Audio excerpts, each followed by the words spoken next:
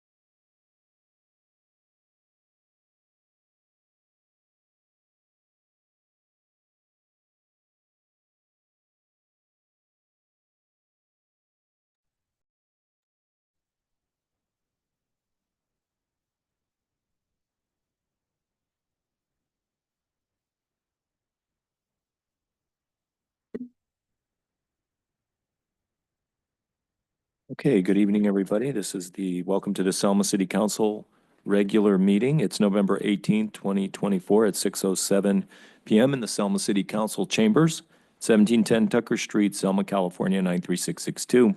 The teleconference phone number is 301-715-8592, and the webinar ID is 891-6864-5005.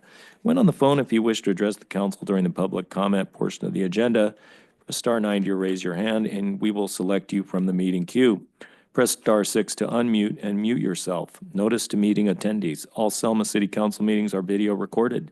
All rules of procedure and decorum apply to in-person attendees, as well as those participating virtually. Disruptive behavior, including but not limited to verbal outbursts, personal attacks, or inappropriate gestures will not be tolerated.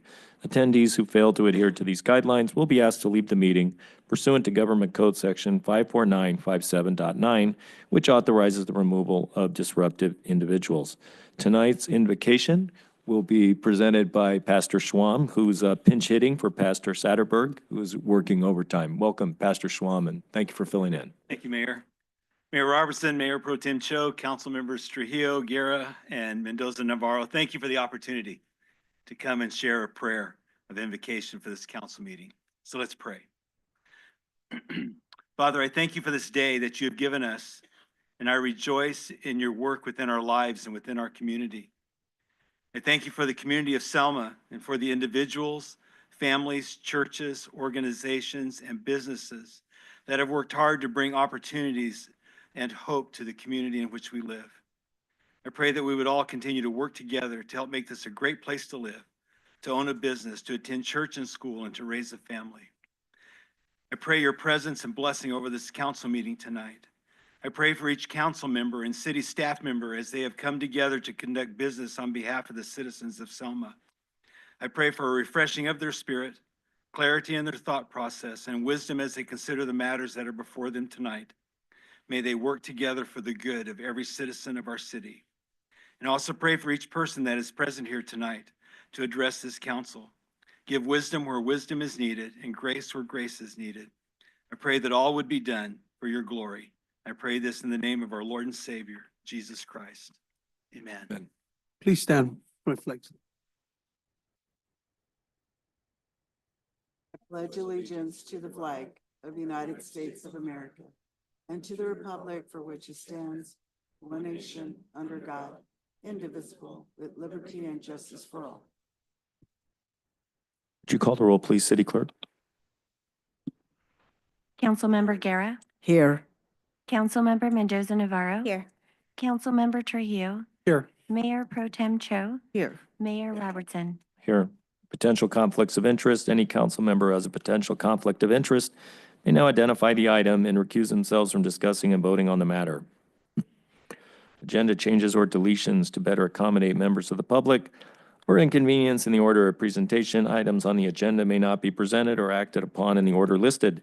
Additions to the agenda may be added only pursuant to California Government Code Section 54954.2b. Oral communications. At this time, any member of the public may address the City Council regarding any item over which the council has jurisdiction. No action or discussion will be taken on any item not on the agenda. Issues raised will be referred to the city manager for review. Members of the public are asked to limit their remarks to 3 minutes and direct their comments to council. Does anyone have any oral communications tonight? Good evening. My name is Abraham, last name Sagbini, 1708 Aspen Street.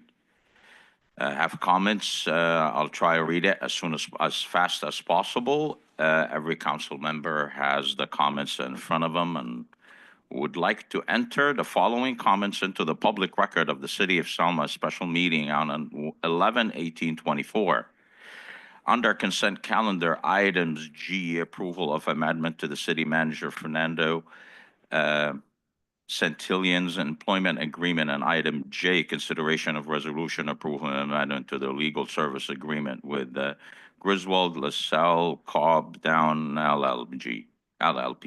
Item G, the item should not be even considered for action as is referred Exhibit 1, contract of employment agreement dated December 6, 2021 is not attached and is germane to this item.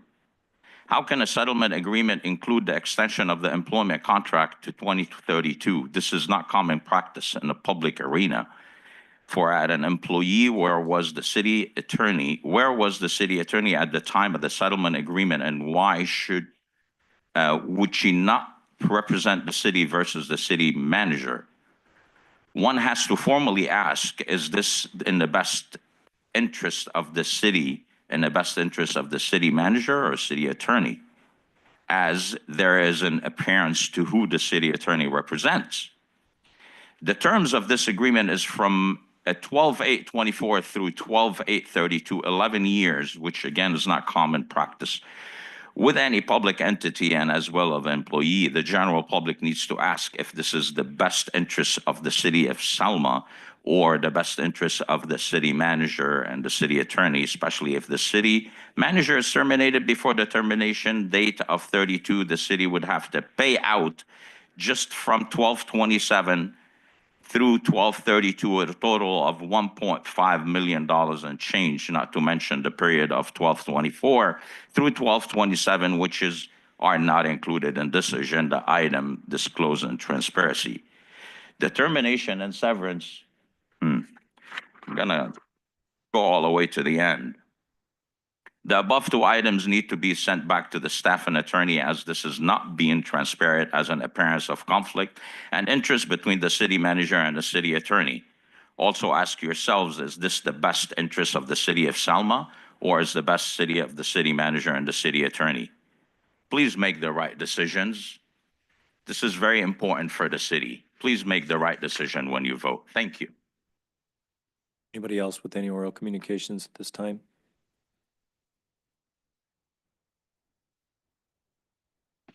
Hello, my name is James. I live on Mitchell Street, right next to Nebraska Street.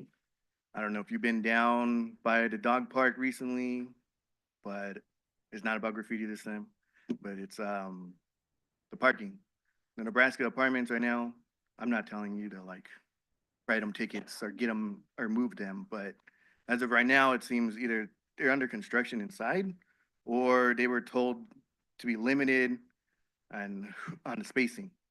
So now they're parking on the outside. I came in 2022 and 2023 to voice my opinion about those apartments that you are going to build on Nebraska. Voicing my opinion saying, at least one of my opinions was that there's not going to be enough parking. And if you go straight down now, but everybody in Nebraska, there's no parking. There's complaints about there's no parking for the dog park. And it's not me. I don't want those families to be, their cars to be removed or ticketed. I'm just saying you're gonna put more apartments there and there's still no parking. So I want a reconsideration of not having the duplexes built on Nebraska Street and apartments being built on Nebraska Street. As of right now, the current apartments have taken up majority of that, those sidewalks for parking. Yeah, that's about it. And it's all hopefully no legal stuff, and hopefully you can reconsider either new parking for them or something. It's really crowded over there. Thank you. Thank you. Anyone else with oral communications at this time?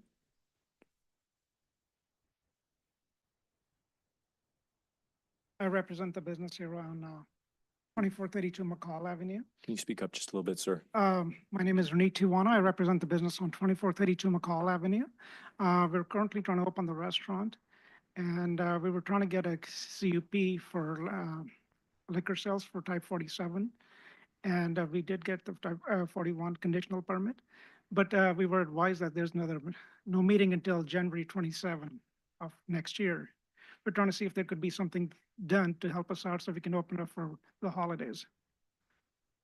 So we can get our business license and everything done in time so we can actually make some revenue, before the holidays and have a business ready to go. Your business is a Curry Cantina? Got it. And when is the next planning commission meeting? They're telling us January 27th. January 27th? Before that? The next scheduled meeting is a special meeting for the Planning Commission on December 18th. We have specific application requirements that were not met with this applicant, that in order for them to meet and us to circulate and get comments for an application, they have to be in by a certain date. And so the applicant was notified of incomplete application materials and the inability to meet specific deadlines would. No, we'd met the deadlines before, and that's when we got the conditional on the beer and wine. Can't really have an agenda item can- here, we sir. can This have- is just oral communications, but do you think you two could speak with the deputy city manager in a little more detail, maybe make an appointment with him to discuss the situation? Yes, I would love to do that. Okay, thank you. Thank you for coming out tonight. Anybody else with any comments for oral communications at this time? Anybody online or on the phone? Anybody Hi, leave caller valuables ending their in car? 657. Your line is open.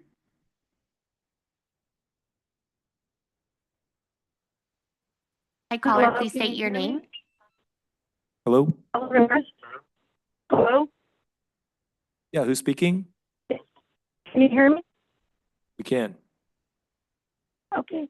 Yes, Stella Ramirez. Okay. Okay. Would you like to make a comment? Yes, I do. Excuse my voice. I'm still feeling a little under the weather. I was calling in because I wanted to talk a little bit about, or comment a little bit on the elections that happened this year, the endorsements. And the reason I want to talk about that is because I would hope that the next election is done, a little bit better, because I was disappointed with the Selma Police Department of how things were handled this year. I get it. They were endorsing an opponent, and it's common and it's illegal, but I think that they overstepped their boundaries, because there was accusations that were said, but there was also cleared up by our mayor with the letter that he read publicly. A week after that, in the mail came a mailer saying the same thing, accusing a hate mailer, even though this already had been cleared. And this is why I'm on here tonight, because that should have not been done. Things already had been cleared. They're overstepping their boundaries. And if you're going to endorse on the next election someone, don't overstep your boundaries. I get it, you can endorse, but don't get involved too much, because it's not right. It looks unprofessional on the Selma Police Department for us residents. It's like they're choosing sides. It's like they're really, really backing that person up, and they get too involved. And I think that needs to stop. And so I was very disappointed with that. I was ashamed of the Selma Police Department, because they should have, like I said, this never should have happened. So those are my, that's what I just wanted to call in and talk about that a little bit, and hope that the next election that we have is done more, more professional. And, Franco washed his hands and said that he didn't send the mail out. Then who did? They didn't fall from the sky. We kept getting hate mail after hate mail after hate mail. And that needs to stop. We're a local town, and it should just be done professional, in a more professional manner, with more respect. Thank you. Anybody else with a comment? Anybody online? As a reminder to the other calls online, please use your raise your hand feature and we can add you to the meeting queue. Okay, looks like we have oral communications here. Just quickly off of that, I just want to say Name, ma'am. thank you to the Rose Robertson, 1057 Mill Street. I just want to say, thank you to a lot of the citizens of Selma. And again, $20,000 to $30,000 of hate mail. They could have did something positive with that money. And we kind of have an idea who did that. But, you know, at the end of the day, our citizens know who we are. They know we stay professional. They know we're going to fight for our citizens of Selma. And it showed. So, you know, with that said, we'll see how professional they continue to be, because you got to remember, these videos go to your bosses, people who hire you for positions in other towns, and they will be getting copies of a lot of this stuff, because they need to reconsider people who they have titled to run their businesses as well, or whatever positions they're in other towns. And they need to be taking into consideration the type of people they have making decisions for other towns as well. So with that said, again, thank you to our citizens of Selma to continue to know who we are as a family, and Selma is our family, and Selma will become better. Thank you. Anybody else with oral communications at this time before we move on? With that, we'll move on to special presentations. None are scheduled. Now we'll move on to the consent calendar. All items listed under consent calendar category are considered routine. The complete consent calendar will be enacted by one motion by roll call vote. Excuse me, for purposes of discussion, any council member may have an item removed from the consent calendar and made part of the regular agenda. The council can then approve the remainder of the consent calendar. Does council have any items they would like removed tonight from the consent calendar? I'd like to have items G and J removed. Is there a motion to I'll make a approve motion, please, Mr. Mayor. items through A through F, H, I, and K? And then is there a second? A second. Call the roll, please. Councilmember Trujillo? Yes. Councilmember Mendoza Navarro? Yes. Councilmember Guerra? Yes. Mayor Pro Tem Cho? Yes. Mayor Robertson? Yes. Okay. Item G is approval of addendum to City Manager Fernando Santillan's employment agreement. And since I pulled it off, I'll tell you why I have an issue with this. With the provision of the 5-0 vote to terminate the city manager, the city council current majority of 3 are demonstrating mismanagement of the city and arrogant disregard for the way the council is designated by law to decide, which is as a majority. For what other city matters have the current majority required a 5-0 vote to take action? None. Just the city manager and the city attorney, whose contract change is the other item I requested to be taken off the consent calendar tonight. Many, many items have been decided in the last 4 years on less than a 5-0 unanimous vote. If the 3 thought 5-0 unanimous votes were the right way to decide matters, why didn't they pass an ordinance previously making a unanimous vote the law of the land in Selma? With a 5-0 vote requirement, the current council attempts to control the future council that will be seated next month, which was determined by the people of Selma. Once again, the 3 on the city council show disrespect and arrogance for the will of the people by attempting to control future council actions.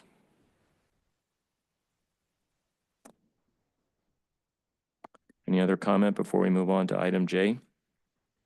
Is there a motion to I just approve? feel, I'd like to make a comment as well. Okay. I feel like there's 2 council members up here that maybe should even be recusing themselves, since they're no longer going to be here. And again, we're talking about the future. We don't make future decisions for future council members that were elected by the citizens of Selma. That isn't democracy. We need to do things what is fair and what's the law. And we need to make sure that people that got elected for a reason. It's not the right thing to do, and these 2 individuals should be recusing themselves from this vote, because they're not going to be council members. Especially Bev, you're not a council member. You didn't run for council, so you shouldn't be voting for something like this. Blanca, you were not elected. This should be not on the agenda for tonight. This should even be maybe tabled for another meeting when new council gets certified and they get appointed to this council, not these council members that are no longer going to be council members up here. That's my opinion. So with that, this agenda item or this settlement was made as of May 20th. So it's just coming back to us for a final vote, but this was already voted for. It was just some language that needed to be cleaned up. And so as far as, this has nothing to do with whether we're able to vote or not. Like I mentioned, this has to do with the settlement agreement that was made back in May 20th. And so that is why it's being brought to the council today. And if anything, I am thinking about the future of the city of Selma. And, you know, in the past 12 years or 16 years, or actually now 20 years, we've had a lot of change in the city manager role. And we have not had any growth in our city. We've sat stagnant for many years. And the change of that position has really hurt the city of Selma. And so I feel that with this new city manager, he's brought very quality employees, and we've actually been moving the city forward in the last 4 years. And I commend not only the city manager, but also the staff. And so this, like I mentioned, is something that was settled in earlier this year, and it's just being brought today. And so that is the reason why we want to make sure that we comply with the settlement agreement. Comment? Any other comments? Oral communications? Anybody from the public want to comment on this agenda item? Again, Abraham Sagbini. I too commend the city manager. We see a lot of changes in the city and which are really good. And we truly appreciate all the work that you are doing. My problem is not with your job or your job description. My problem is with two things. It's a lawsuit that came out to be an extension to an employment agreement, one, and two, the unanimous vote in a city is almost, it's almost something that's unheard of. It's something that with all my time in the governing bodies of the city, I have not really encountered something like this. That's why there's 5 city council members, because majority rules. These are my points. I don't have any problem with the job you are doing. I commend you for your job, and we do see a lot of changes in the city, and we hope to have you for many years to come, but not the way this has been done. Thank you. Anybody else from the public with a comment?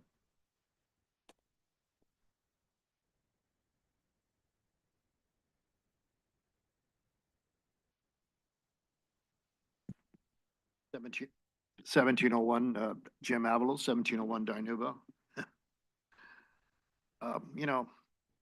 Unfortunately, previous councils, 12 years, whatever, development's come a long ways. We didn't have Starbucks. We didn't have, Chipotle. We didn't have, food for less operation over there. Opportunities, insurance companies grew, and car wash and everything, and G.J. Gardner housing, all that development, and also, Valley View's housing over there off of Valley View. And there's a lot of history there, guys. We had also the Boot Barn, all those history. We have a lot of good things that came in those 12 years. And for someone to come up there and say, well, nothing's going on, they apparently didn't get out much, apparently. That's why I'm getting a little education here. People are up there sometimes, but I'm at the same time, Abel's has tried to help. I've always been here to try to guide you guys in the right direction. Previous council, when they make decisions, when they say, well, you need an unanimous decision, if it's 3-2 vote, that's unanimous, guys. If you need 5 votes to get it done in this country, nothing will actually get done. It'd be stagnant. And any place you go in government, it's never been that way. I don't care what city, whatever you go, it's always been a 3-2 or whatever majority. Hey, that's the way it rolls. That's how things get done.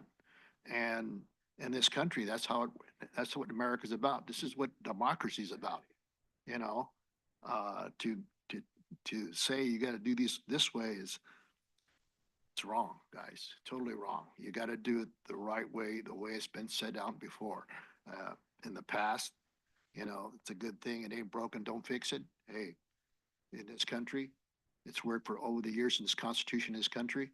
Hey, and I took an oath in this Constitution before up there. Hey, and I believe in the Constitution strongly. This is America. This is who we are, and how we get things done. Sometimes it's right, sometimes it's wrong. But down the road, we're going to fix it one way or the other. The right and wrong, we always fix it. That's what America's about. And think of what your decisions up here. And I as far as amendments and all this, that's good and dandy, but think of the future of the city and what direction we go, and the public, how they see it as a public eye. Some things in the public eye doesn't look right, guys. Sometimes you guys take a step back and say, hey, we have to really analyze this and do it right. And some things we may not have to do it that way. Just remember. Thank you. Thank you.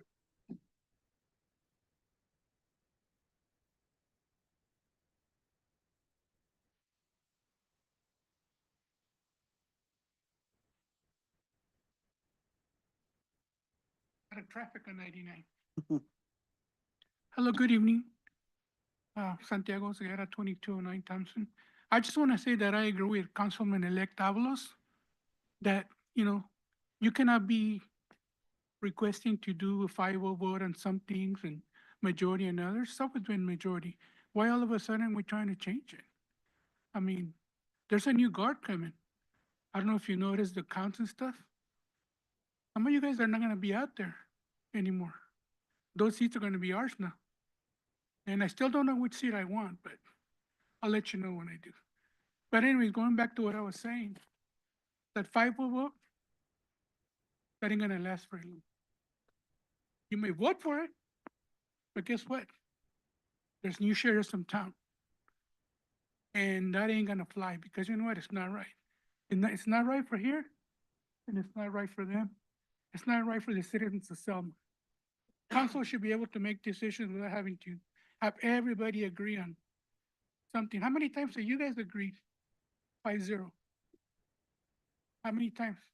Can you count in one hand? So why all of a sudden? Let's be real. Let's be realistic. You up there and the people coming in, we gotta do what's best for the city, not what's best for us or for somebody else. Their interest comes first. And we're gonna be a team. It's gonna be a team now. You can take that to the bank. Thank you.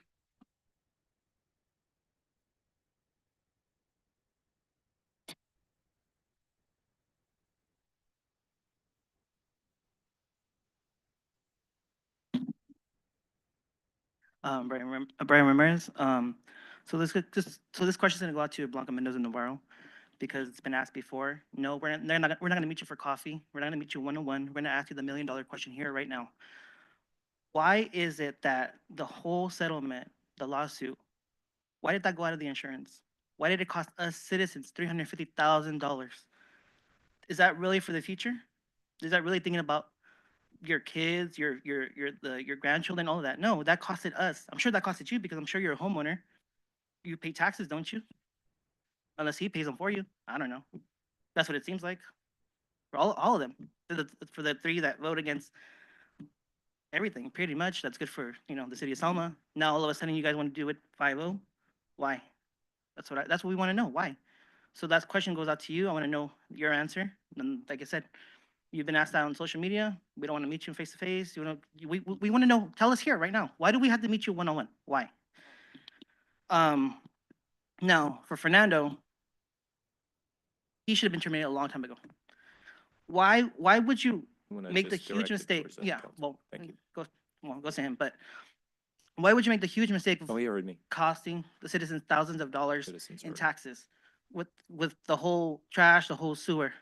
That's the reason why I started attending these meetings, because that costs me money, not him, costs me, that I have to pay now extra. And he's still here? That's thinking about the future? I don't think so. That doesn't fly with anybody, I'm sure, that lives here, any homeowners, business owners, all of that. That's not right. And he shouldn't even be here in the first place. So that's my thoughts. Thank you.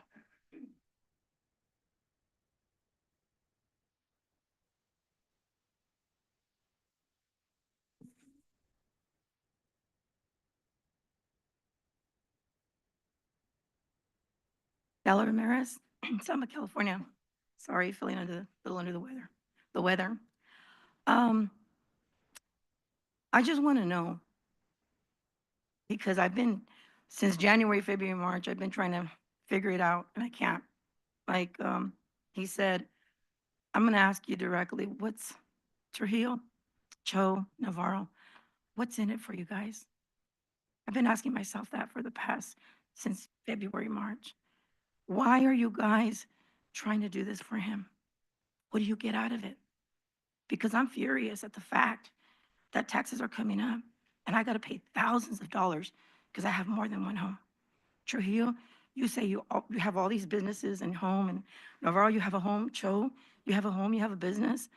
Your brother owns a block of homes on the west side of Selma. You're paying thousands of dollars. How does this not affect you? Why would you vote this way? It's obvious. You know, it's an obvious vote. I wouldn't. Anybody in their right mind would not do that. They would be furious. They would be upset at the fact that the ball was dropped and we paid the price for it. We're paying the price for it.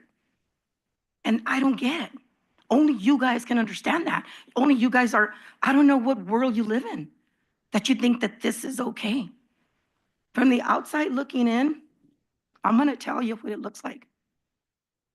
You're getting a part of this. It looks like you guys are getting a portion of this money. That's why you're extending the contract. You're extending the money. You're extending the stay for him to be here longer. You have to be getting something out of it. If not, please tell us that you're not, because no one's going to believe you. I mean, what is it? I don't understand. I don't get it. You have to be. Like I said, for you guys to be voting this way and then to vote a 5-0 to get them out before the next meeting, that is so obvious.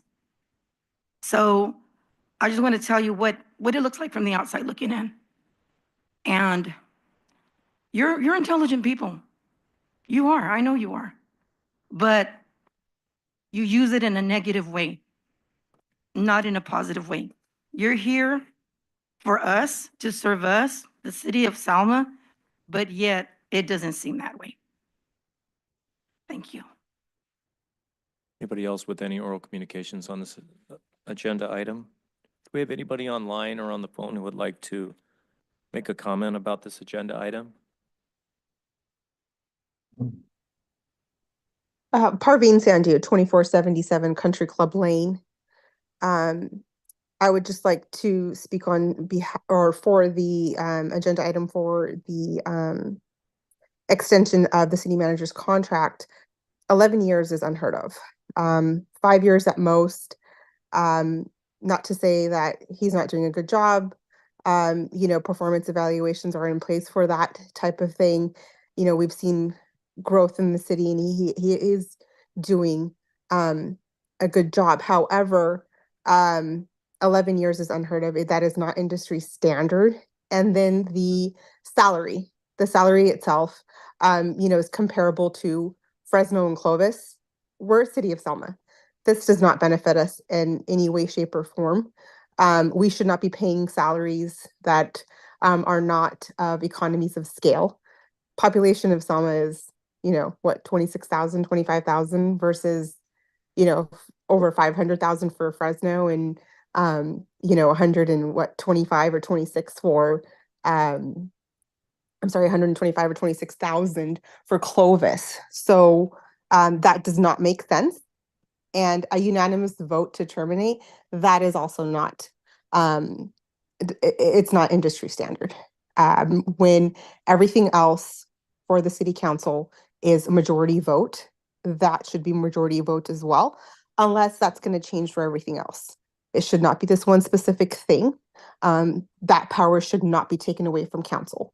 So we definitely need to make sure that the right people are serving the city of Selma. Not to say that he's not the right person. It's just that we need to have checks and balances to make sure that people are the correct people are serving. Positions change, performances change. 11 years is a very, very long time. We need to be able to go ahead and review those performances and make the right decision. So an 11-year contract extension is not acceptable. And again, the city council, our attorney should be fighting for the city and should not be backing this contract. That is not in the best interest of the city, and the city attorney needs to make sure that she's doing her job. Thank you.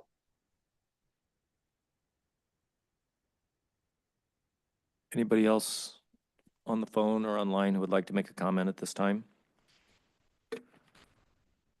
Okay. Seeing as none, is there a motion regarding this agenda item? I make a motion to approve. Is there a second? I'll second. Call the roll, please. Councilmember Mendoza Navarro, Yes. Mayor Pro Tem Cho, Yes. Councilmember Guerra, No. Councilmember Trujillo, Yes. Mayor Robertson. No. Moving on to item J, consideration of a resolution approving an amendment to the legal services agreement with Griswold, LaSalle, Cobb, Dowd, and Ginn LLP. My comments stand and are similar to item H. I believe that requiring a 5-0 vote on the last council meeting before the council changes due to the election is the wrong way to go. It reeks of desperation by the 3 council members who are mismanaging our council and shaming us all with yet another last-minute attempt to control future council action. The only ones who should be able to control future council actions are the voters, and they spoke. So it shouldn't be an agenda item from council, majority of which is not returning, to extend their power into the future. And that's why I pulled this agenda item off, and that's why I very much disagree with this item and the requirement to have a 5-0 vote to terminate the services of the current legal representative of the city of Selma. Do any council members have any comments at this time before we open it up to the public? Again, I have to agree with the mayor. Then why didn't they request a 5-0 vote to hire? If that's what they wanted. If they wanted it to be a 5-0 vote to terminate, then it should have been a 5-0 vote to hire. And it wasn't. It was a 3-2. So again, they're trying to make decisions for future council members, which is not the right thing to do, and they know it. And 2 of these council members should be recusing themselves because that's the right thing to do. Or this should have been tabled. Again, that's the right thing to do. So I don't agree with this. I think that this should have been pulled off for a reason. We should be tabling this for future council members because it's the right thing to do. Any other council members with comments at this time? Do we have any oral communications from the public on this item? Again, Abraham Sagbini. Just a question, if you, ladies and gentlemen, don't mind. The contracts that were done before, were they unanimous or were they majority To approve? with the legal counsel? I just said it. What, I'm sorry? I just said it. It was a 3-2 vote. It was 3-2 vote to hire, right? Right. But the contract before, the previous contract to terminate a legal counsel, was it made unanimous or was it majority? Does that make sense? Yeah. It's majority. It was majority. It was majority. Mhm. But now it wants to be changed to unanimous vote. So sorry, it's so wrong. It is absolutely wrong. And please, go back to your conscience and vote accordingly. Anyone else with oral communications?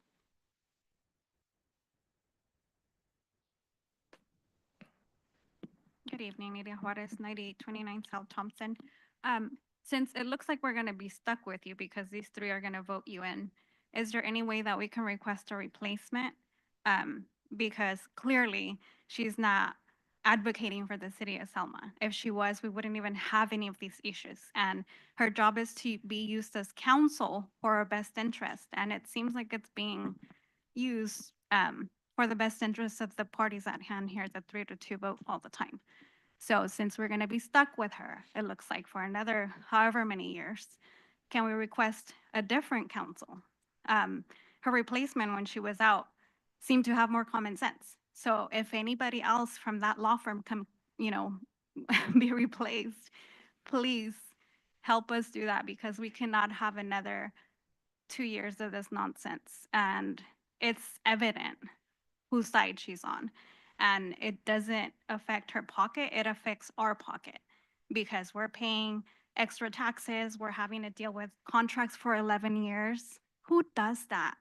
Nobody in Fresno County has an 11-year contract. I understand if you're competent, guess what? At the end of your review, you're gonna get an extension. So what are you so afraid of just doing a 2 or 3 year extension every time? We don't have to do an 11-year contract. And shame on you guys for approving that, whoever voted for that, because it's not in our best interest. And I get it that you guys want to ensure that he stays, and I'm not saying he's not doing a good job. But why do we need to tie ourselves for 11 years to one person? We're not giving any of his staff 11-year contracts, are we? And if we approved his contract the last time 3-2, why wasn't that approved Put on the lawyer 5-0? please. Keep it on legal services. Thank you. It's ridiculous what we have to deal with. And you guys all shake your heads and, put your head down. Look at people when they're speaking to you. We voted you guys in, so the last thing the least you owe us is to at least look at us. This is for two of you, this is the last council meeting, and you're gonna leave this as your legacy, costing the city and its citizens money. All because out of spite or whatever your best interest is. So think about it before you leave. Make that vote count. Thank you. And there's a lot of latitude with oral communications. Just wanted to clarify the agenda item that I pulled off of consent was consideration of a resolution approving an amendment to the legal services agreement with Griswold, LaSalle, Cobb, Dowd, and Gin LLP. Just quickly, I want to address something really quick, because I want to clear something up. Because it's being put forward like I am bringing this to council for approval, but I did not bring this item to council. I wasn't even present when it was requested. So I just want to clear that up, that I am not, I did not bring this to the council meeting tonight. Did you want to remove it then, Counselor? That is not my decision to make. That is your guys' decision to make. I mean- I don't have control over what you guys approve up here on the dais. I mean, but let's just, but we had 72 hours notice. So I mean, city attorney, you could have sent something out clarifying that. I didn't receive an email from the city attorney stating what you just stated You up here. were present in closed session. You know that I did not bring this forward. I wasn't there. That's not the issue. My issue that I'm bringing up with you, ma'am, is that this was on the agenda with 72 hours notice, and I didn't get an email from you that you didn't bring this up and that you had nothing to do with this, because you're distancing yourself. This is what you're saying.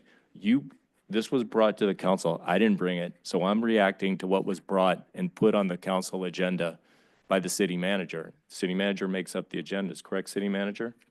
This item was requested by the council in closed session to be placed on the agenda, which is why it's on the agenda. Okay, so if the city, was it requested for this particular meeting? It was requested in general. Okay, but was it requested for this particular meeting? There was city no manager? specific direction about So, which meeting. thank you, city manager. So my comment is to the city attorney that this has been noticed, publicly noticed for 72 hours, and the city attorney, I would have thought if you had an objection to it, you could have let the council know, and we could have made a motion to table this so that it wouldn't be under consideration, and you wouldn't be facing the oral communications that you find objectionable and just It was comforting. clarifying the communication that I requested this and brought this forward, and I was clearing up that I did not request this. There was no objection, Mayor. From my perspective, it was clarification to comments from the public insinuating that the city attorney is the one that put this on the agenda, but I did not hear an objection personally. Correct. Okay, thank you. Back to oral communications. Brian Ramirez.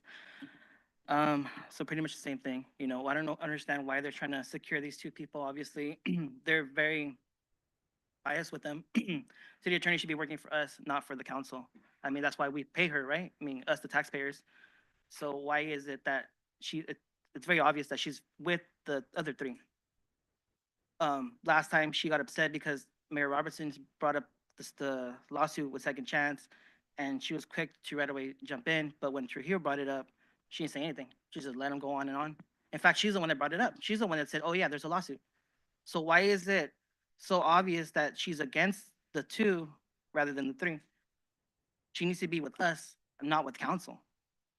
Now, all these lawsuits, you know, with Caglia, with the city manager, why did she even get paid? She's not even doing her job. She's the one that should have said, We're just talking about our agreement, yeah, the but 5-0. okay, but yeah, to me, she's not doing her job. She needs to go too. Thank you. Anybody else with oral communications this time?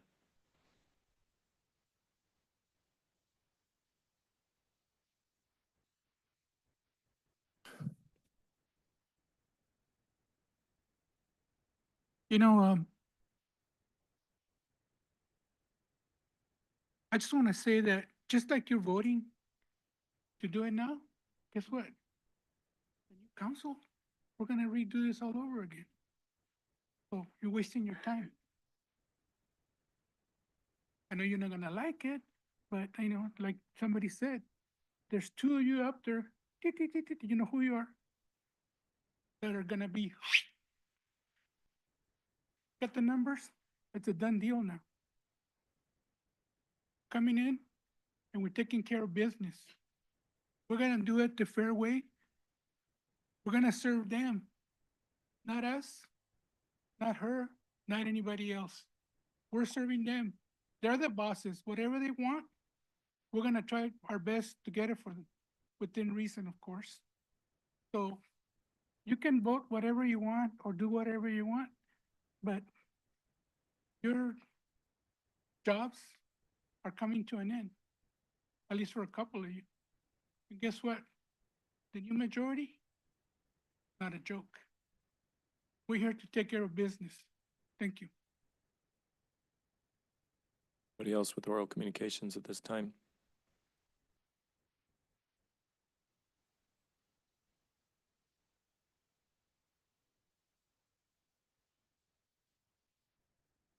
Jim Abelo, 1701 Dinuba. You know, back to the drawing board, I guess, in life. You know, I was up there when I left office one time up there. I left everything for the previous council to decide, you know, and the reason why, you know, I didn't make these, how would I say, these wild decisions that are taking place right now. You know, I always meant to be fair for the next council, regardless. That way they learn. You know, they learn how government runs.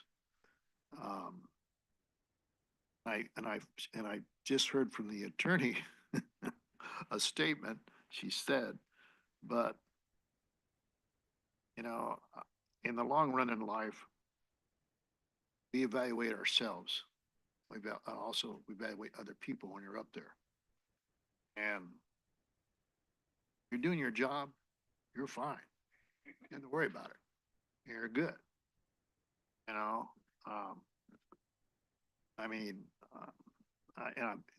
when I left office, I think we had two previous city managers. One retired, and one took his spot. And later on, he retired and moved on. And we have another individual. That happens, in city management. Guys in city managements in every city, basically, they're I would say like the NFL. They're not for long. They're there for a short time, maybe 5, 7 years, 8 years, and they move on to the next level in their life. And that's okay. That's good. Because it's a stepping stone. Like anybody else, any city manager that's started from the ground up moves on to the next level. That's fine.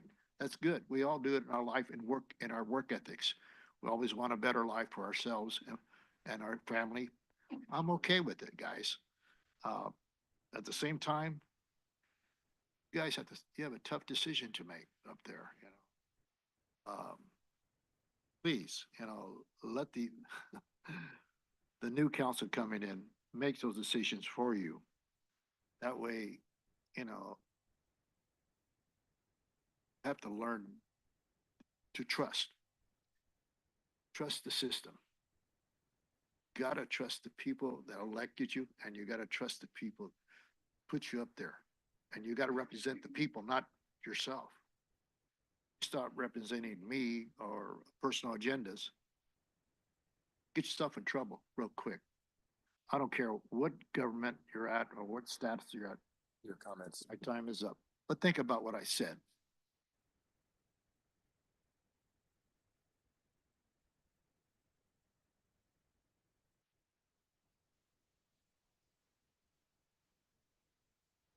Stella Ramirez, Selma, California. I want to know, why is this being brought up right now? Did you guys all agree to it to be discussed publicly, like right now? Because I'm a little confused when I was sitting back there. It sounds like you're not all on the same page about this. And the attorney is saying that she doesn't know anything about what's going on, that this was your decision. So whose decision was it to be brought up today, like right now? Because some of you, I don't know, I'm confused. The reason is, I'm saying this is because the attorney should be involved in this, because that's what we're paying her for. She represents us, City of Selma, not just 3 council members and the city manager.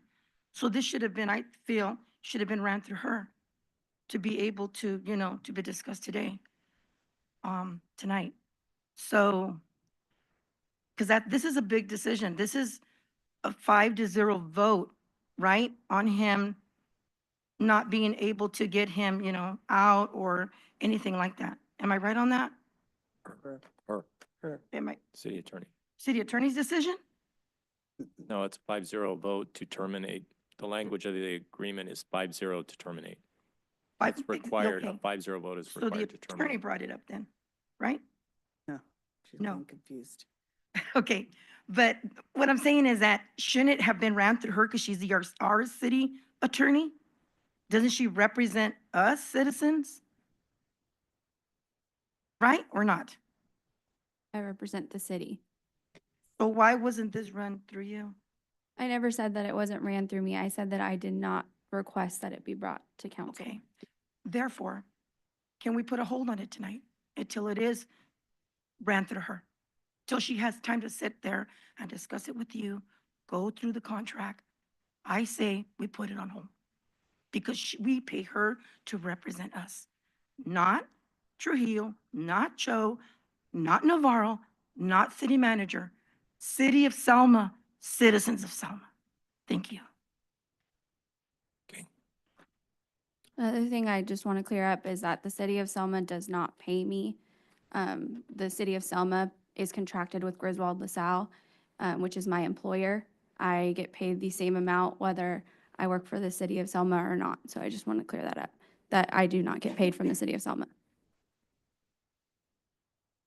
Okay, but your company gets paid through the city of Selma, correct? And you're an agent or that, or an Correct. attorney And I do not representing see that firm. any profits from Griswold LaSalle. Okay. Anybody online or on the phone with any comments?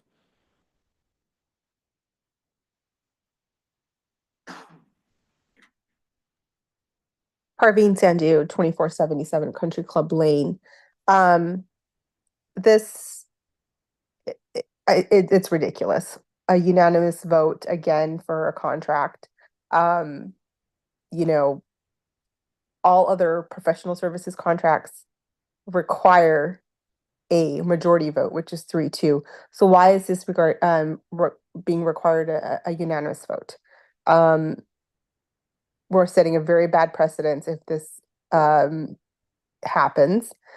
We can't pick and choose which professional services contracts get a unanimous vote versus which get a majority vote. It has to be one way or the other. So if you're saying that, you know, certain contracts are going to get a unanimous vote, it has to be the same. And moving forward. So then now we're changing ordinances, and we're also changing the way the council works. I believe you guys have a handbook for that, right?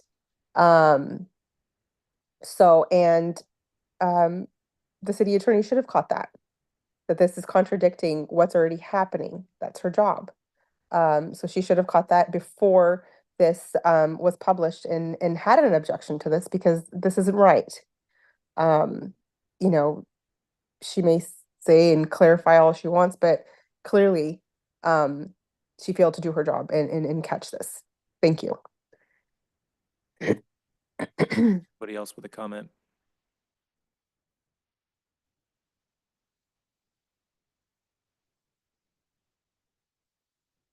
Shannon Schwam, 3215 Love Street. Man, I hate to put my head in the lion's den. I don't think that it should require a 5-0 because nothing ever has before, but, and I don't know what's allowed to be said, so just tell me if I'm not saying something right, but the one thing that I will say, and I feel like I could talk to any one of you. I'm friends with any one of you. My husband and I try to get along with everybody. But the premise that when you guys start all talking about stepping back and you're not part of the council and this or that, as a citizen of Selma, I'm just going to say that every one of you that's sitting up there tonight, you're our city council. Your term hasn't expired yet. And if I owned a business and you were working for me and you gave me a 2-week notice, I would expect you to work up to midnight of the day that your notice was given or your contract ended with me. And I think that that's what the citizens of Selma would expect of every one of you. I don't expect any of you to shirk back from your duties, to hold back. I hope you're all thinking about each one of your decisions. That's why us ministers here in Selma come and pray that God would give you guys wisdom. You each one sit in a position of authority, and authority is only established through God. So you are sitting in a place of representing the authority that God gives each and every person who sits in these places. And I just want to encourage you. You don't live in Selma very long without knowing that there's a constant 3-2, 4-1, 2-3 goes back the other way. And every time we have an election, it's going to switch. And I'm not criticizing any of you other than to say, as a citizen, I just wish that we could all come together and stop tearing each other down. And I want you to work till midnight. So vote the way you think you need to vote. I personally am not for the 5-0 vote. You haven't done it before, and I don't think now's a good time to try to put something like that through. I feel bad for the city attorney. I think so many are missing the point. All she was trying to clarify was that she was not the one that tried to bring this subject forward. It has nothing to do with her not doing her job. She's doing her job. She's showing up. But sometimes I just think that the sides that everybody has decided to take. You guys sometimes close your ears and you don't hear what everybody's saying. So anyways, I would just hope you guys can start getting along and make good decisions up to midnight. Thank you. Anybody else with a comment? Okay, with that, we will bring the matter back. Oh, okay. Anybody on the line with a comment? Yes, hi, Lorena Betancourt. So I also don't agree with these decisions that are being made currently. I know it's not going to matter what we say because it hasn't mattered in the past. Um, I think it's shameful that you guys are doing this on the very last meeting that you have, that you're going to be up there. You know, you have basically ruined your reputation by making the decisions you have with the city attorney and the city manager now. You've shown your true colors. You've demonstrated that it's a personal agenda that you have against the mayor. Um, we, the city of Selma, the community members have seen that, and it's obvious, right? You're no longer going to be in the city council. I am hopeful for one that things are going to change because we're going to have new council members and that are going to do the right thing. I think as far as the city attorney goes, I would hope that she would care about her reputation also doing this and leaving this way. I understand you're not the one that brought this to the council, but I think that you being the attorney for the city, I think that you should make the right choice and make the decision. And if you have to remove this from the agenda, I think that would be the right choice to make because you're also ruining your reputation by doing this. So please make the right decision. I know that you have the personal agenda, the 3 council members that are on their way out now. You are trying to secure the position for the city manager and the city attorney. I understand, but things will change. I am very hopeful for that because you guys have just ruined the city. Like you guys ruined your reputation. The decisions that you have been making are just ridiculous. It's obvious. We have all spoken. We try time and time again to tell you what we would like to see happen, what's best for us, what's best for the city, and you guys don't care. All you care is to go against the mayor. That's all you care about. And it's very obvious in these meetings, every single meeting. The only reason that I've continued to attend and the only reason I've become so involved is because of the decisions, and it's ridiculous. It's so obvious. It's really sad that again, you've ruined your reputations by showing your true colors of who you are. And the attorney, please make the right decision. You are working for the city of Selma. I would think that you would have better judgment than to play along with these games. Thank you. Anyone else on the phone with a comment?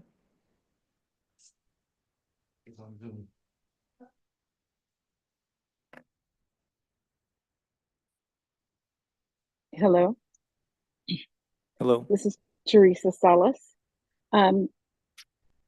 In I've been attending the city council meetings for quite some time now, and having worked for the city for 20 years, I saw a lot of council members come and go, city managers come and go, city attorneys come and go.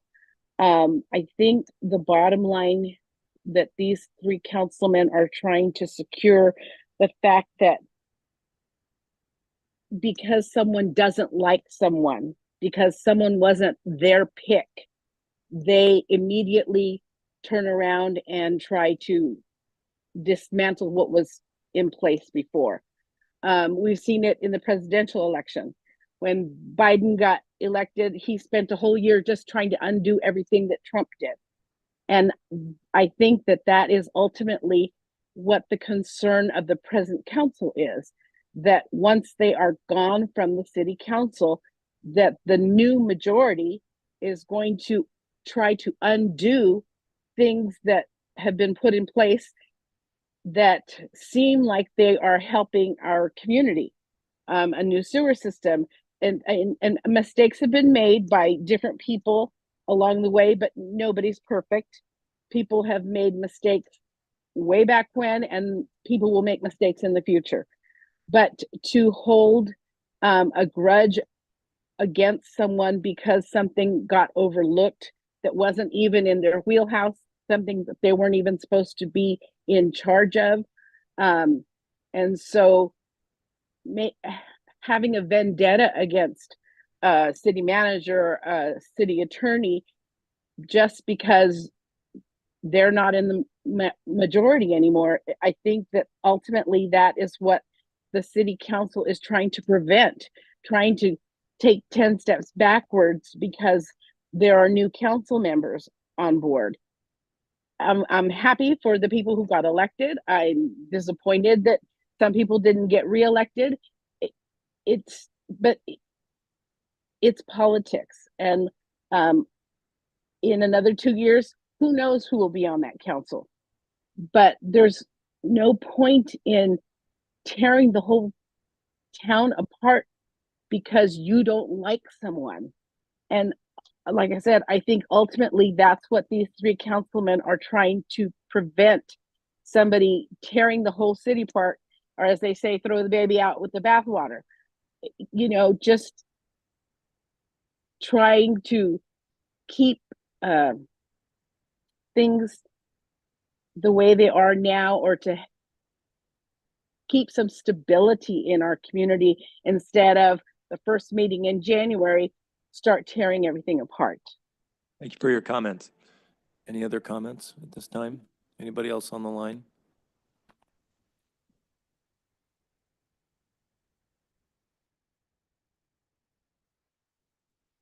All right, with that, we'll bring the matter back to council. Is there a motion regarding this? I'd item? like to make a motion to table this to I'll our second that first motion. meeting. Call the roll, please. Councilmember Guerra, Yes. Mayor Robertson, Yes. Councilmember Mendoza Navarro, No. Councilmember Trujillo, No. Mayor Pro Tem Cho. No.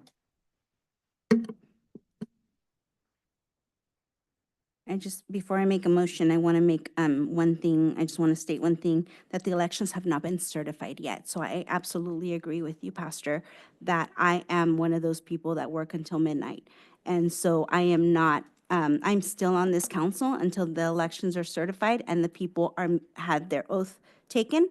And so that's the respect that I gave to the previous person that sat in the seat. So I would appreciate the same respect. Thank you. And with that, I make a motion to approve this item. Let's be quiet out there. Is there a second? I'll second. There's a second on the floor, so I'll make a comment to respond to that comment from Councilmember Mendoza Navarro. We're not saying that you can't work until your shift is over and the election is certified. That's why you're here tonight.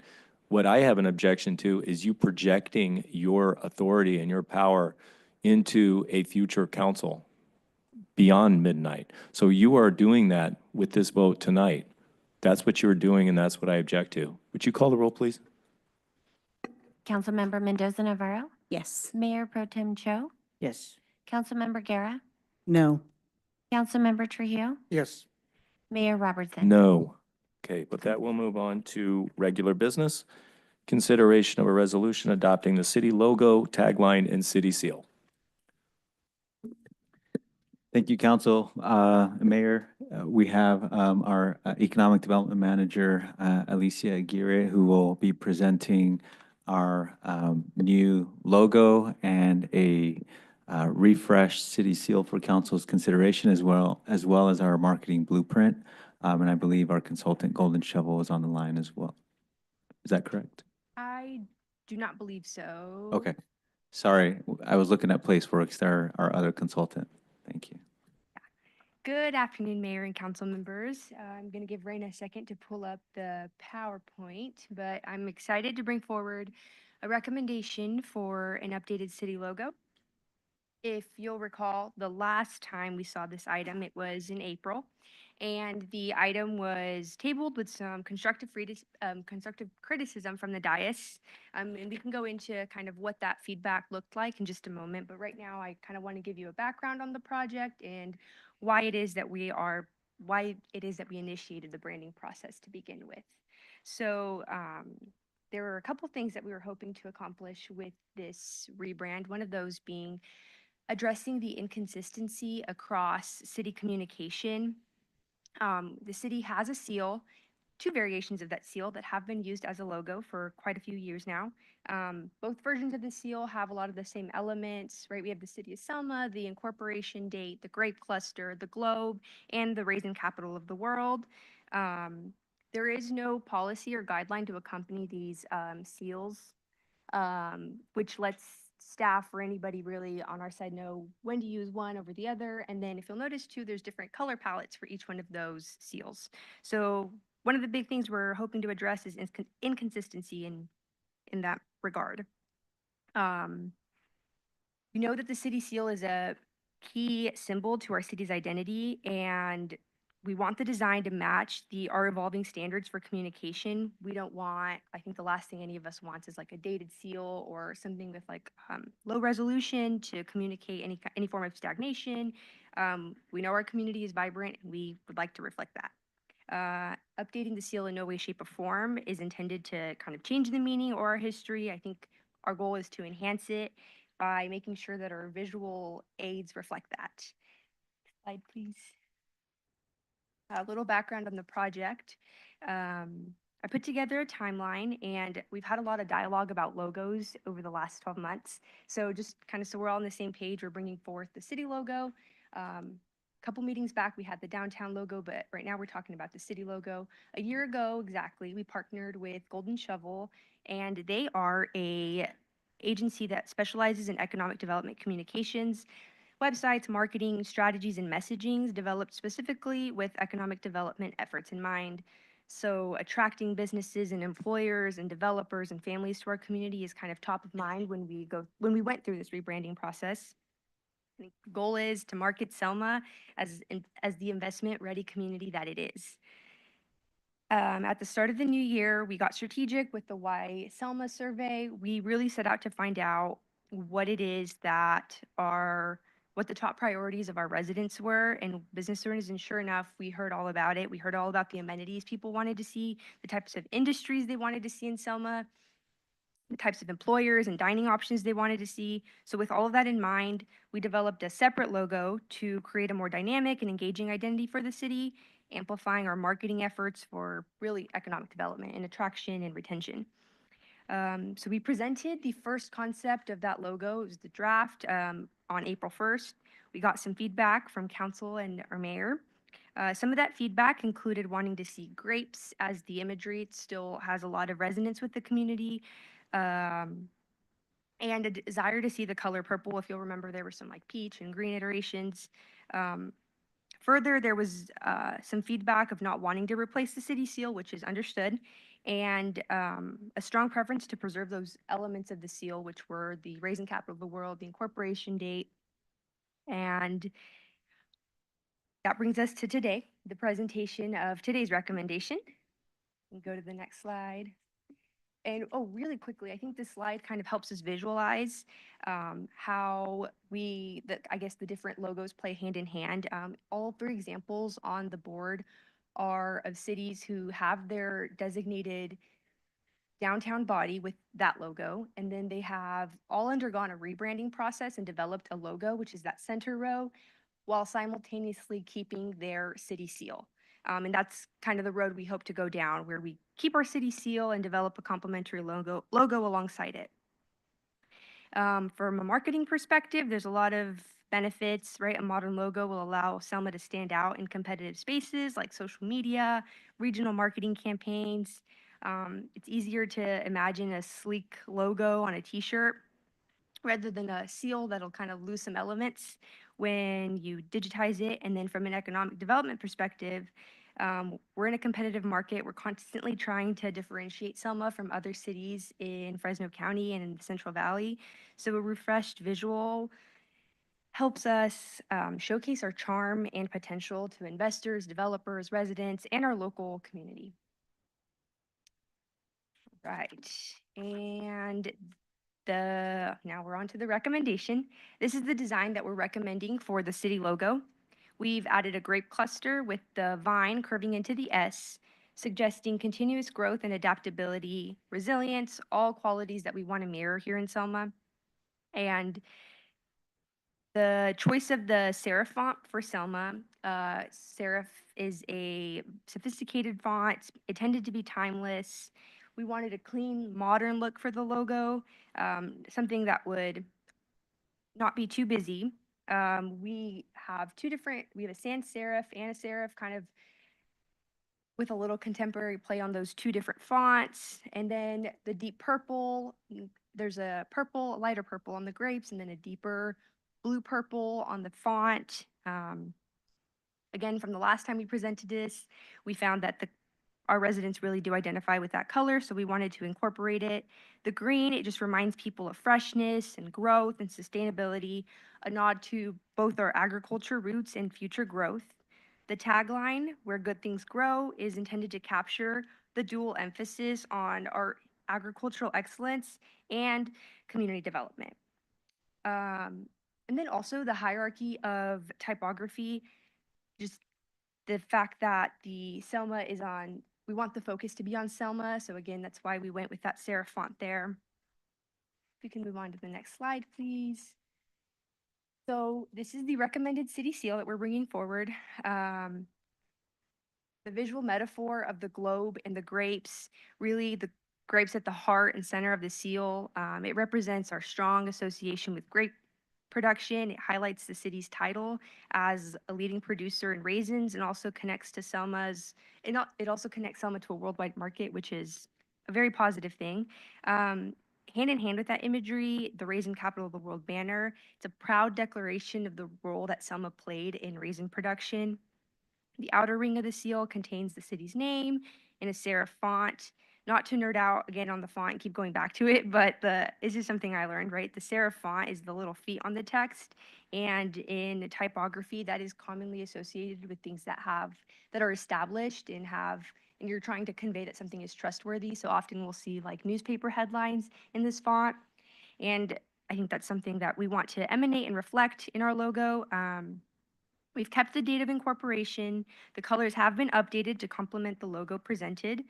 Another difference that I'd like to point out, compared to the seal that is there now, the continents are a little more abstract in the current seal, so we went for a more defined look so you can kind of see more where you are on the map there. And then the next slide, we have the standalones. We can dive into the different uses in just a moment of all of them, but the standalones are designed to inspire a simplified version of the full logo. I think when I started the presentation, I explained that a big reason that we're doing this is to address the inconsistency, and we want to see a little bit more of cohesion in terms of color and fonts. But we also want to embed some flexibility in that process. So these standalones were intended to address that desire for flexibility. In the event where we're not going to use the full logo, these are simplified options, but they have the same font, they have the same color scheme. And then next slide, we can dive into the different uses. So I created a matrix to hopefully simplify and convey what our intended uses are for each one of them. The city logo and tagline represent the city in promotional material, so that's marketing material, our website, social media, general print and digital public communications. Our city seal, used for official documents and certifications, so city documents, council resolutions, certificates, and formal government documents. And the standalone, again, it represents the city in promotional materials, similar to the logo. However, in the event where we don't need to use the full logo, we'd use the standalone. So thinking something less formal, like social media profiles and email signatures. And each design and its respective use will be defined and outlined in a style guide. The style guide follows the actual selection of a style. So after a style is picked, after a logo is picked, we'll have a style guide. And that just kind of, I don't want to say the word codifies, but it identifies and really describes where each one is appropriate. But what we do have attached in today's material is a marketing blueprint, which is really the implementation of a communication strategy. And it's really focused, I think it's like 95 pages, but if you'll notice, it's focused on attracting those industries that people articulated in the survey that they wanted to see. So with that, I will take any questions if you have them. Great. Thanks for your presentation. Does council have any questions? Okay, Alicia, I just want to confirm. Yes. It's a replacement of this seal, correct? The, This recommended city seal is replacing this seal. this recommended city seal is recommending that, is replacing that seal. Yes, that one. Right. Go back. Nope, back. You're going the wrong way. Oh. There we are. Okay, so you want to replace that seal, from our current seal. Correct. So our current seal, it's same elements, and the idea really was to transition the colors and to Mhm. match the logo. So what we're presenting is a logo and an updated seal. Okay. Well, I'll go first. And I might sound like Visalia, because I love our logo. And I do not want to see that replaced. I wouldn't mind seeing the logo replaced, because I'll tell you, this looks just like, all you need to put mall and it says Selma Auto Mall. Dwight would be happy with this, but that's what that looks like. To me, it just doesn't have that pop. These colors don't have that pop. This has a pop. Back to the logo. Nope, back here. This one you're saying doesn't have the pop. Is it the colors that you're saying? It's the colors. I would not want to replace this seal.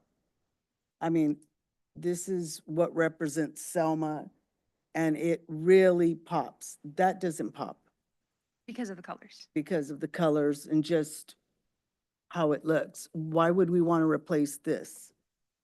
The goal was to transfer a lot of those same elements and update the colors. Again, I just don't think that that's really represents Selma for me. I'm just speaking for me. I'm just that color coordinated type person, and I just don't feel that going from that to replace this is going to be ideal. So on the first slide, we had the two versions of the seal that exist. And the one you're pointing to, I think, maybe reflects the first one a little bit more, but none of them necessarily exactly. Yeah, Councilmember Guerra, you're pointing to the seal that is directly behind you. So that seal, Mm-hmm. we don't have a digital version of that seal, right? That was created specifically for this room. What the city has always used, at least from any documents that we can find, are the gold and blue one. And then at some point, someone, added different colors to it and came up with the yellow one, the gold and purple one. And I think the intent, those of what have been used, consistently for the city. So Okay. I understand that you're pointing to the one that's directly behind you, which is not the digital version of any seal that we've ever used. Those two are what would be replaced with the one that Alicia has presented.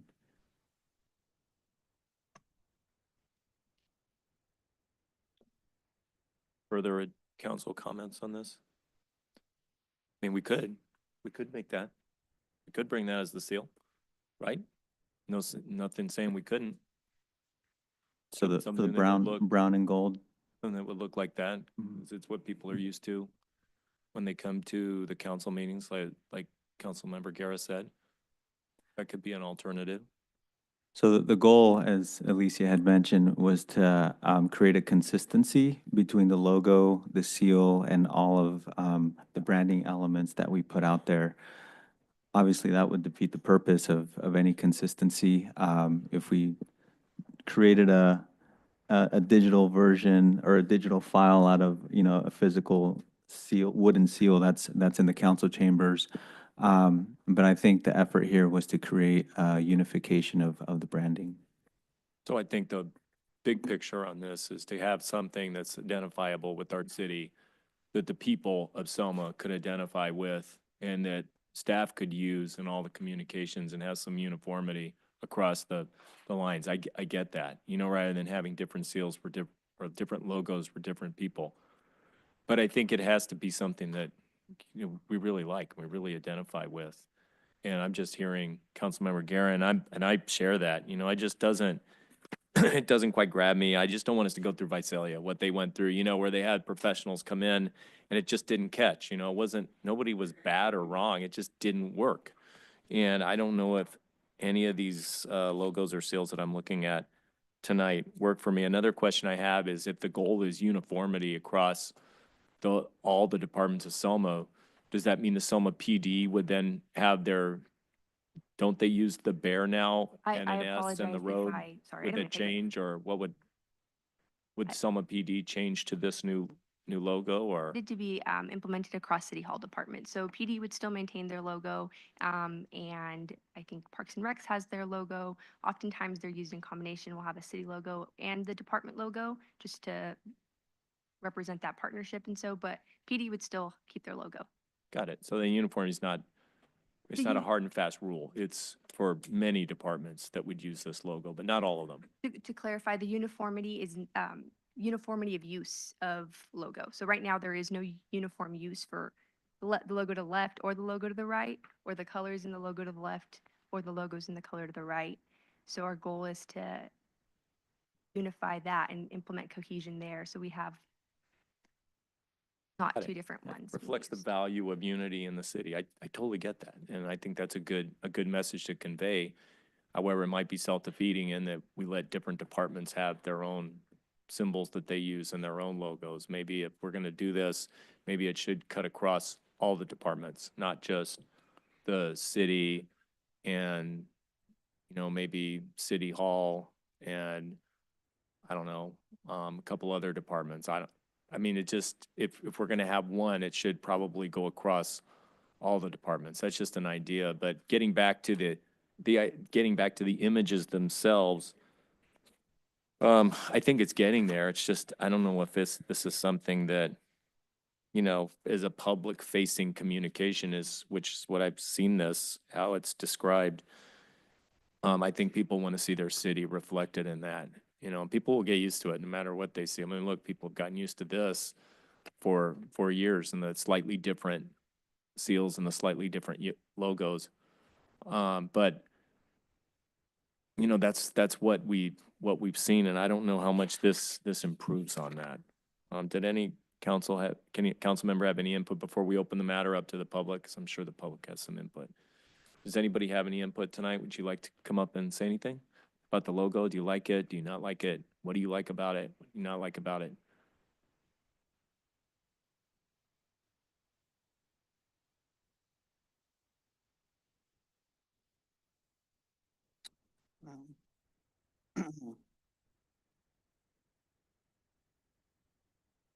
Santiago Ceguera, 2209 Thompson. I'd like to applaud their efforts. It's getting there, but I agree with Council Member Guerra and Mayor Robertson. That is a beautiful logo right there. I don't know why we didn't even look at it and say, hey, wait a minute. You know, there's our logo right there. I mean, I understand it's made out of wood, but you know, any good digital creator can create that. But, I agree, like the Visalia deal was all over the news and the newspapers and everything. You know, they wanted to change it and people fought and look at, they still have the same thing. They have a beautiful logo.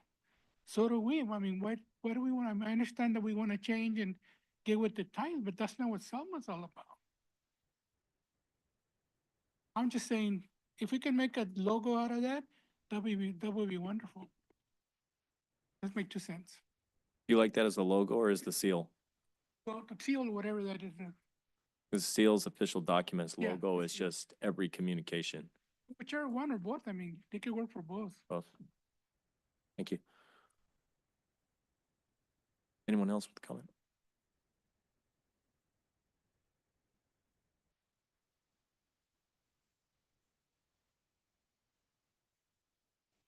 Stella Ramirez, Selma, California.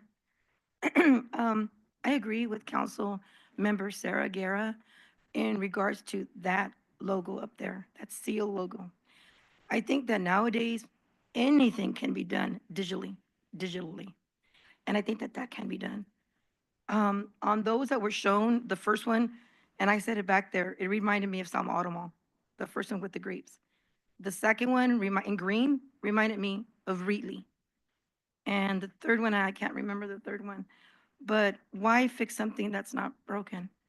I say we stick to that and put that digitally. Thank you. As the seal and the logo, both? Thank you.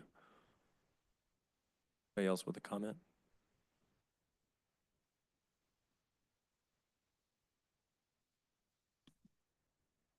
Rose Robertson, I agree. I appreciate the effort. However, you got to remember, this is the history of Selma for many, many, many years. And I know that when we talk to people in the city, going door to door, they brought this up. This is very serious for the people here of Selma. It's something that is dear to their heart. And when I see that, along with a few other people that I spoke to, that just reminds me of the time when we picked grapes here and the foundation of our tierra here in Selma. So when you come in and you can see why Visalia made a big deal, you know, you're messing with something you're trying to fix, and I get that, trying to redo it. However, you got to also understand this is something very close to the heart of many citizens of Selma. And I'm talking people who've been here a very long time, 4 generations, and they'll talk to you about it. So anyways, I just want to make sure I let that known that we did have people bring this up. So, and it's very dear to their heart. So thank you.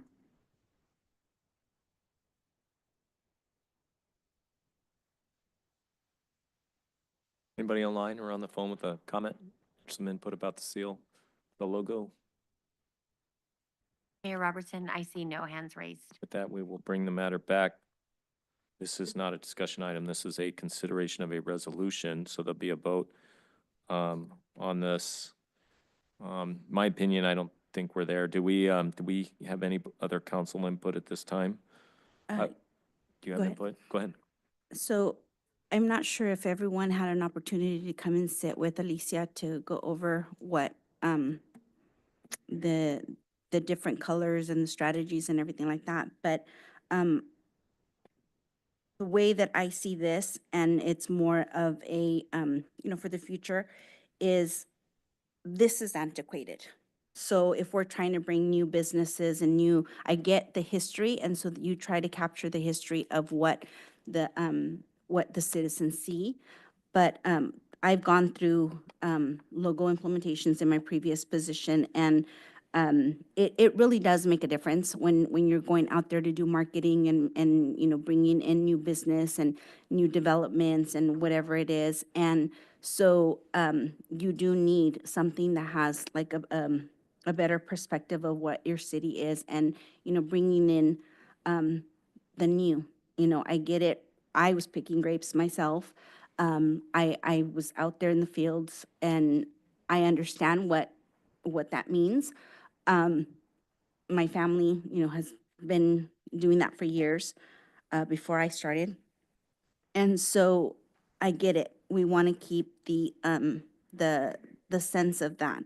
However, we are needing to bring it to a new generation, give a new representation. I loved how Alicia, specified the specific font and what it meant and what it brought to what it means, basically, where this is just block letters and it's just very plain, and it's nice and it's historic, but it doesn't really give you the sense of growth and the sense of new and the sense of attracting those developers or attracting those businesses, restaurants or what have you, to come to Selma. So when we go to, or when the staff goes to all of these different events and things like that, to be able to market.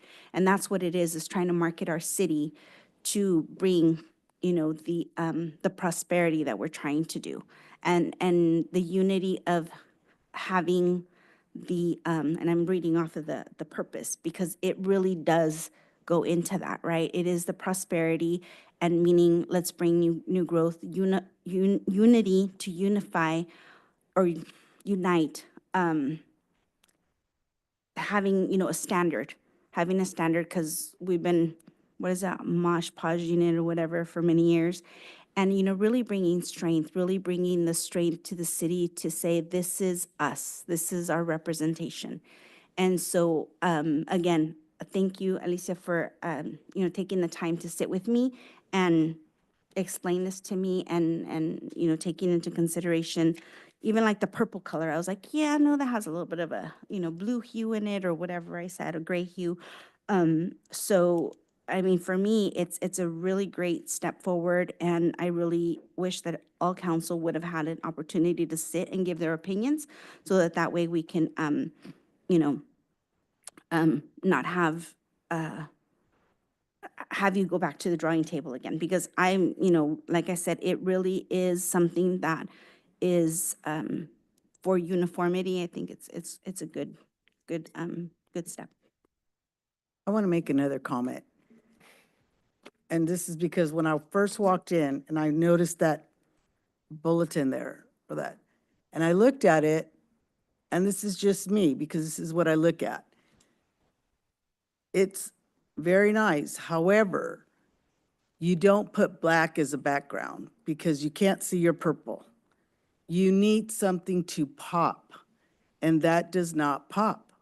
I mean, that's my opinion. I don't know if that's, when people look at that, your prosperity, unity, strength, that should be your pop. It's in purple. You can't see it when you have a black background. That's just what I'm saying. That's just, maybe I'm just very coordinated that way, but that does not pop. So had we've had that reversed and had a white background, and then you could have your letters that where it says our purpose in black, and then have the wording, you could have made, we are building Selma into a place of. You could have put that, maybe use a different color, but if you want to keep your purple, that's where you would have left those words there. That would pop. This doesn't pop, not with the black background. That's my opinion. Would you like us to change that, Councilmember Guerra? I mean, if you want it to pop and you want people to look at it and say, wow, I read that, I'm going home with that. That doesn't go home with nobody. That's my opinion. Yeah, thank you. Is that part of the presentation tonight, having that banner up there? Was No, I it's just saw it for the first time completely too. unrelated. When was it put in? Last week? Got it. Oh, that's Okay. what we need. I haven't been back since before the last council meeting. Oh, yeah, but I didn't come in here. Got it. Okay, any other comments? I would also make my last comment, which is, I think, again, this is something that is going to affect Selma in the future, and I think the next council should be the determinant of this.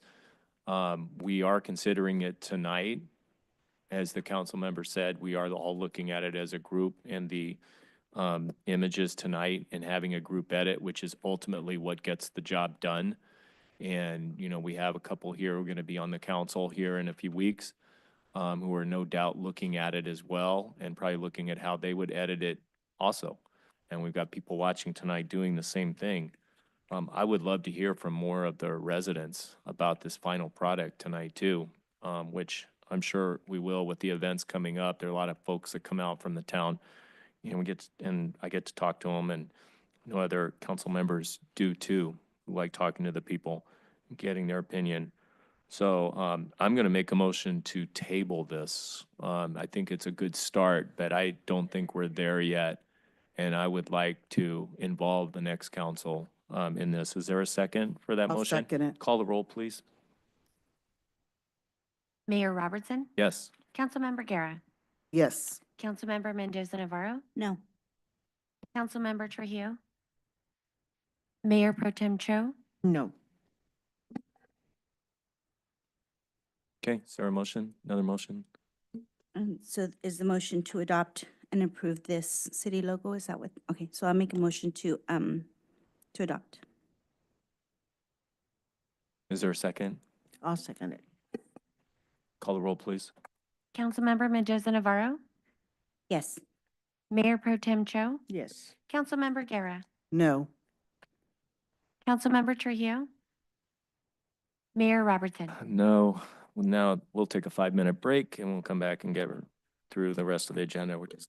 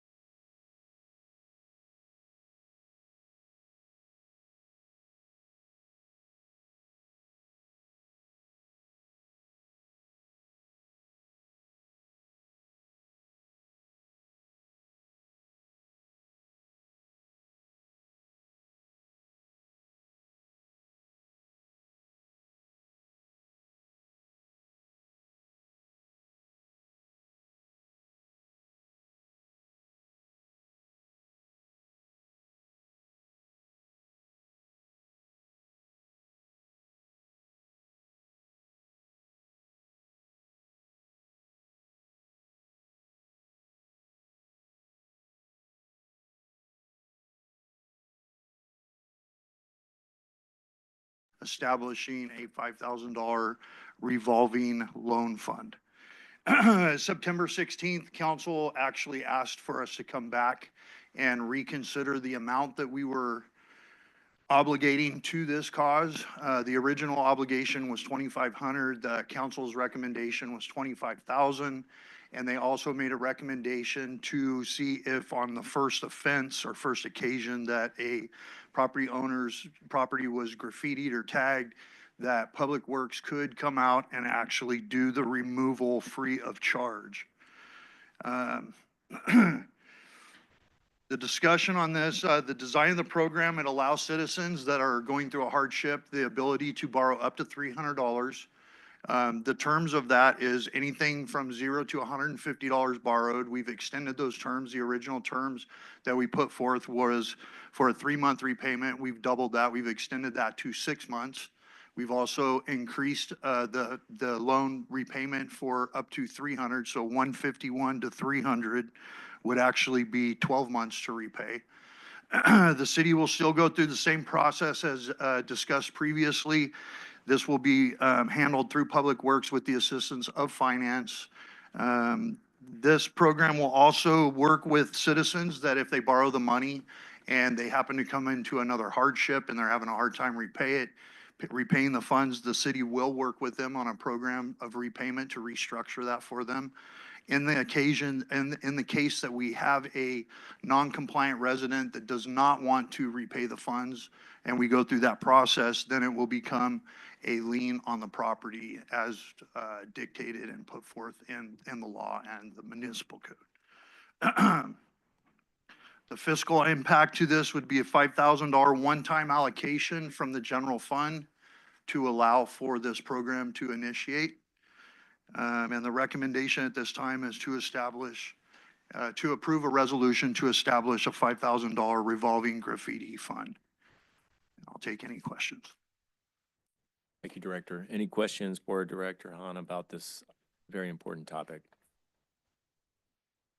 I do, Director. I just wanted to go over, I like the plan.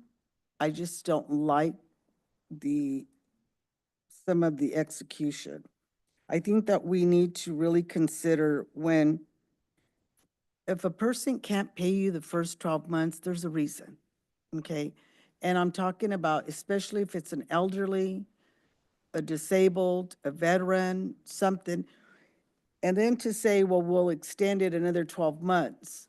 Well, there's probably a reason why they didn't pay it the first month. I don't like the fact that we're going to put a lien for $300 on somebody's property. I just don't think that makes sense. I think that this fund should be there anyway for our citizens as something that we're going to do if graffiti happens. Because they're taxpayers. It should be a service that we provide for them. We want to make Selma look great. If there's something that happened, that's what it's going to take. It takes for people to get out there and paint and take care of the graffiti right away. Some people just can't do that. So I know that the mayor had mentioned about bringing a graffiti task force. That's people that get together and say, hey, I can go out there and do the job. I can help paint for this area because it's my district. Maybe every district can form some kind of task force to help out those type of people.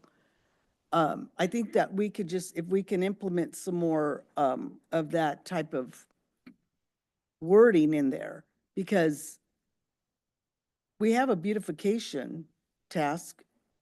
Leslie Nelson does a great job. She gets people that go out and clean, the entire city. They're not employees, they're not part of, but if that's the case, why can't we do the same thing here? So if it's going to impact Public Works, normally Public Works would go and take care of it, but I guess, that's changed. I would like to see something better for those people. Or for all citizens, because they're taxpayers. I understand. I appreciate your comments, Councilmember Garris. So going through this process and speaking with the city attorney, What you're referring to is more of a grant program. Because of the taxpayer dollars being used to fund this, this would be a completely different program than this. This is a program designed to allow some relief for people that are getting tagged, not by their own will, that are going through a hardship, to be able to have the city support them in a way to abate it per the current codes. And that's what the current codes say, is that if it's not on public property, that it is the homeowner's responsibility. So by giving, by doing the, by doing the fun, by having an account that we just go out and do the work, there has to be a lot more work done here than what this specific report and what the original, what the original request was from staff. Councilmember Guerra, just a couple of points of clarification. You stated that the way that it's been working is that Public Works goes out there and paints, people's fences, which is not the case.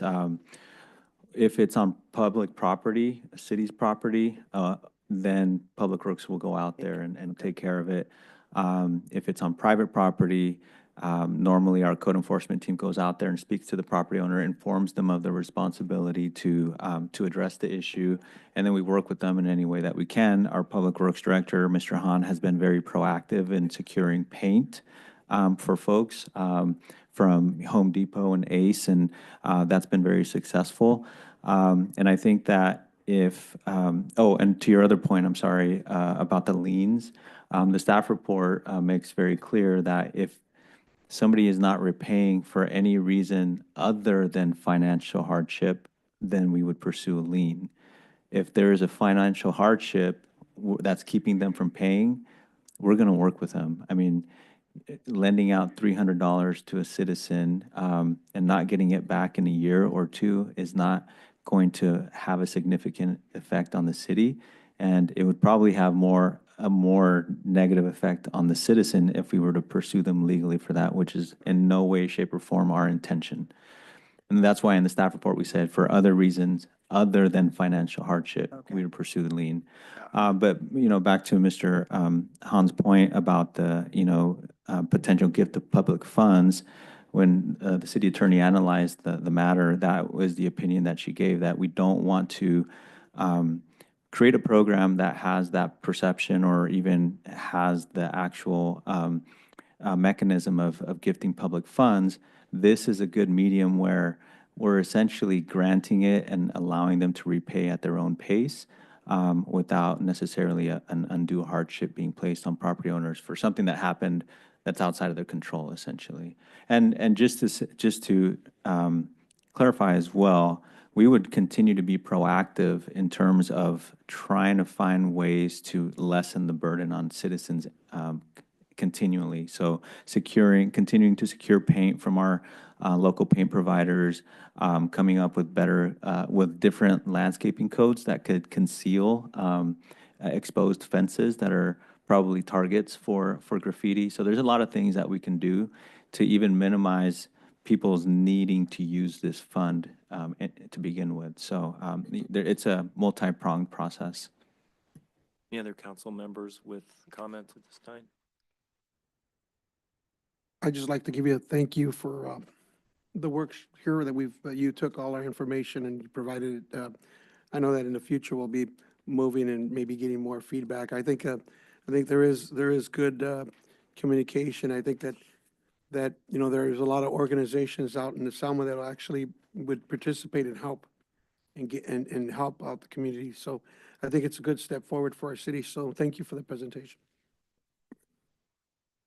Okay, so yeah, I brought this up on the graffiti task force, and I did sort of look at the beautification, the one with Leslie Nelson. She goes out and picks up trash with great people in Selma, a lot of volunteer giving spirit.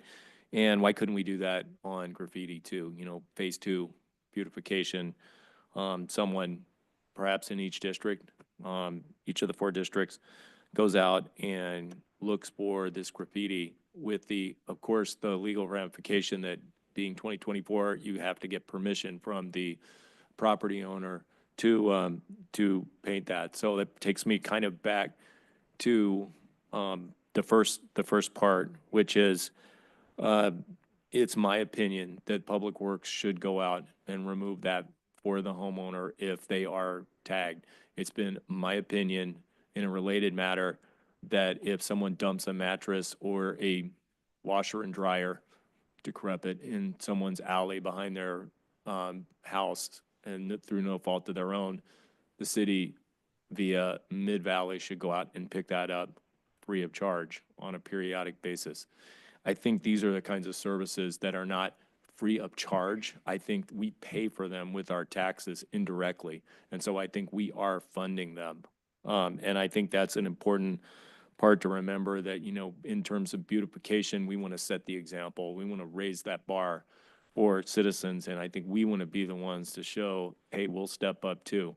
And I think that will incentivize people to keep their areas beautified and clean as well. But if not, you know, I've heard more people talking about graffiti when they come through and seeing gang tags than talk about the logo of Selma. I've heard more people talk about how dark it is downtown and we don't have trees than the logo.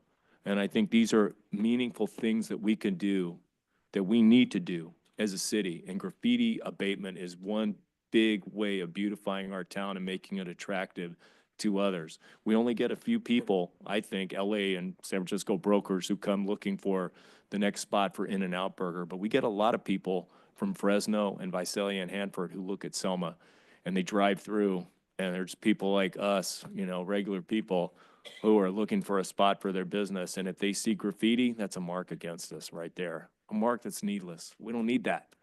And I think the reason it's in the city's interest to fix that at our expense on a one-time basis per year is because it does make our city more viable for people to come live here and start a business here.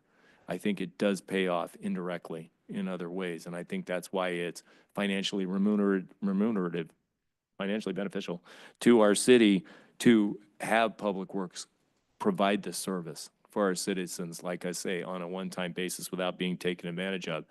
At the same time, it's great to have a fund for people who are down on their luck and need some money to fix their own graffiti problems. But I think by and large, I think the vision on this, the big picture is to have the city set the example and to provide that service for our citizens, because the city is better at getting releases than the beautification phase 2 who go out and get the graffiti, although they could learn and maybe Public Works could teach them how to do it too. That's my input. And that's why I think we should go back to the drawing board on this. I think it's a good start. Again, I really appreciate your work on this. I think we're headed in the right direction. But I don't think we're there yet. You know, I think we need to flesh this out a little more and have a little more input from Public Works on this and a little less emphasis on paying back and sending the lawyers after them after 12 months. I would like to put that aside, and I'd like to make it more of a benefit to our citizens. And that's how I'd like to see it crafted in the future. Anybody else on council before we open this up to the public? I just like to thank the city attorney for her help with this as well. Great. Do we have any input from the public on this?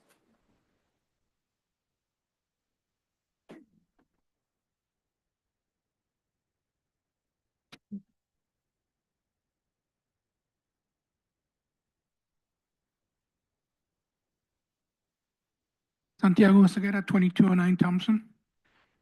I really like the idea. The only thing I don't like is going after people's homes for $150. And I'm gonna tell you why, because that's a deterrent. If I was a person that was on low income or disabled or whatever, I'm not gonna borrow no $150 to $300. And I'll tell you why. Because in my mind, even though city manager says, oh no, we're not gonna go after them, in my mind, you're telling me that I'm gonna sign something that if I don't pay it back, you're gonna put a lien on my home.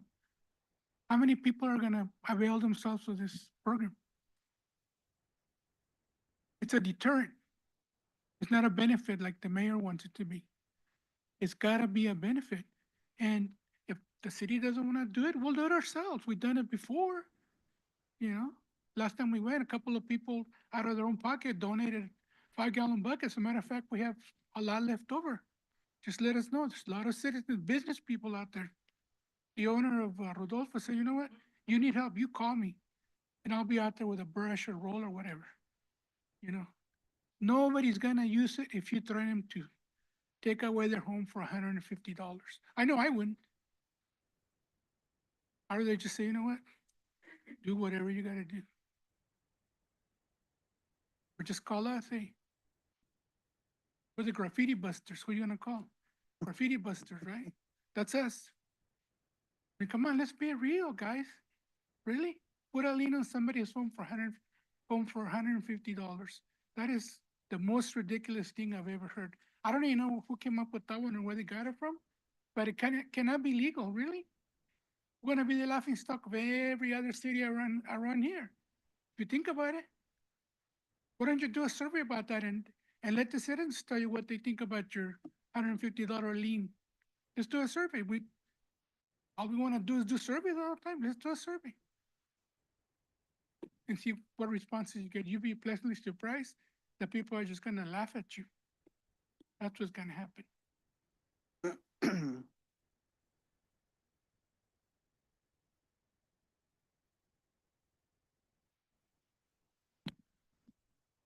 1057 Mill Street, Rose Robertson. How much, let's just say the person doesn't pay, how much is the attorney going to charge to put that on lien on that homeowner's house? I want to know that. I want to know that price. Number one. Number two, we could do a program. They use $300 to paint their fence. Then we get a program and make it legal. And you get the permission to paint wherever we're going to go paint. You get that person and say, would you like to be involved to help paint this other area? And we can minus the $300 that you owe and continue it. And the way you do that is you get a waiver. You have people sign waivers, you get people involved, you get their kids involved who need community service, go work for mom and dad because they painted our fence, and you're gonna go work on there's a big list of graffiti throughout the city of Selma that needs cleaned up.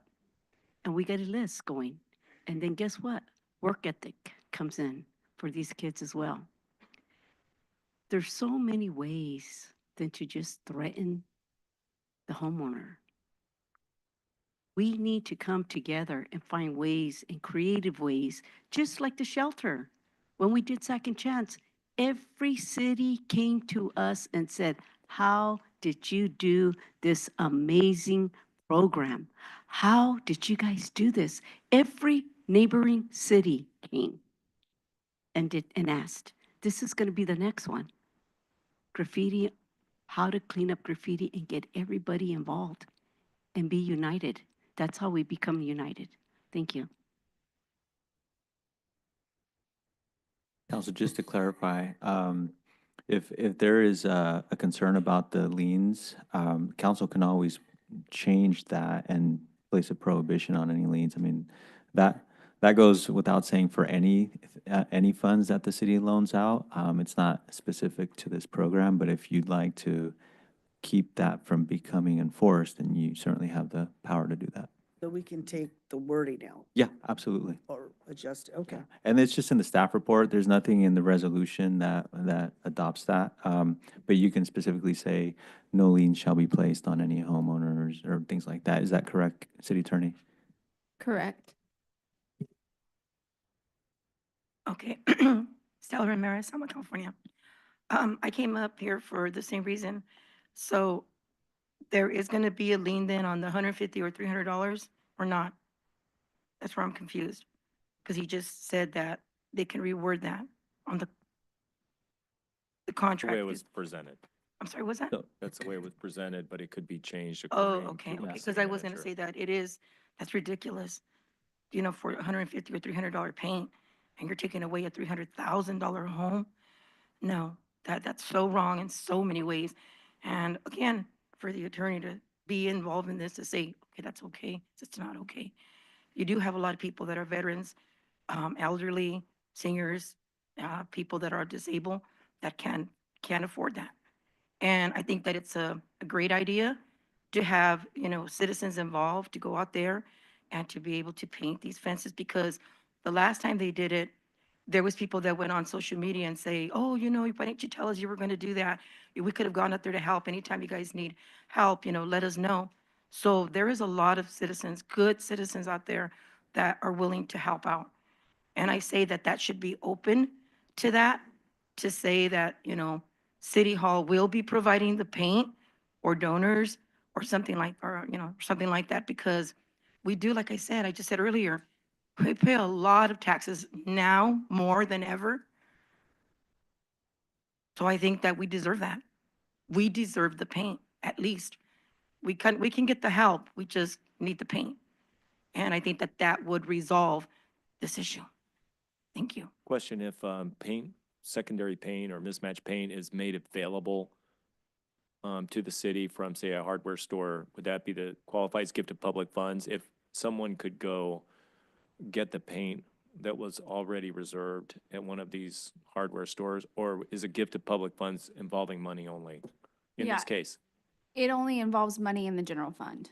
Okay. Or, any of the city funds. So paint that's donated is not a public fund, essentially. So if, say, Ace or Home Depot donated like 5 gallons or something a month for graffiti abatement, that wouldn't be a gift of public funds, and then the people could just go with the chit from the city saying they're authorized to get that paint, or cut out the middleman and go right to Ace or Home Depot or whatever company has that paint. That would not be a gift of public funds. Is that correct? That is correct. Okay, thank you. And I want to clarify too, the lien aspect of this was not created by staff or by me. The lien process is in your municipal code.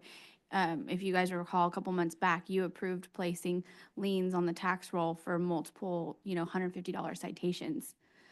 So it's something that the city regularly uses, and it wasn't staff created by any means. Right. and But those were you guys have the ability to dictate to staff when we enforce that or But those don't. were citations for infractions that those people caused. In this case, this would be for graffiti that people did not cause. They had gangs come put tags on their fence through no fault of their own, right? Understood. I'm just clarifying that procedure is in your municipal code. It's not staff created. Well, it would be for the loan, not for the graffiti itself. Yes.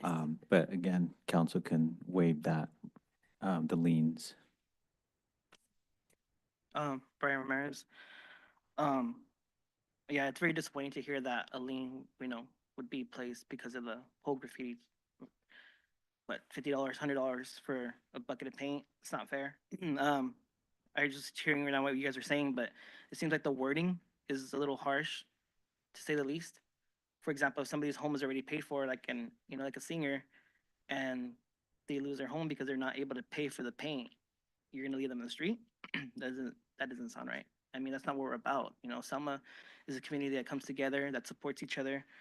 But again, here we have the 3 council members just running it to the ground. They say they don't, that things are beautiful and this and that, but people say otherwise. Not just us here, people on social media, they talk.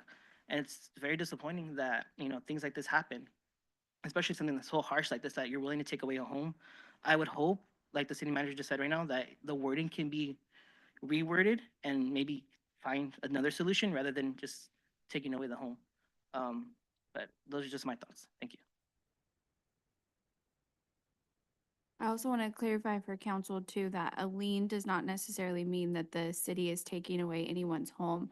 All it means is that it's something that they can collect through the tax roll. Also, it's if the house was ever sold for any means, that the city could collect that amount in the proceeds. But I don't think anyone on staff is suggesting that we take anyone's home over $150. I just think that it sends the wrong message to even have that lean wording in this. I think it's too harsh. As someone said, I think we want to focus on this as a benefit. And instead of the $25,000 or $5,000 graffiti fund, maybe we evolve and have some paint available at Home Depot or Ace Hardware, or citizens, residents of Selma who show their license or something, and have their address and go get a bucket of paint.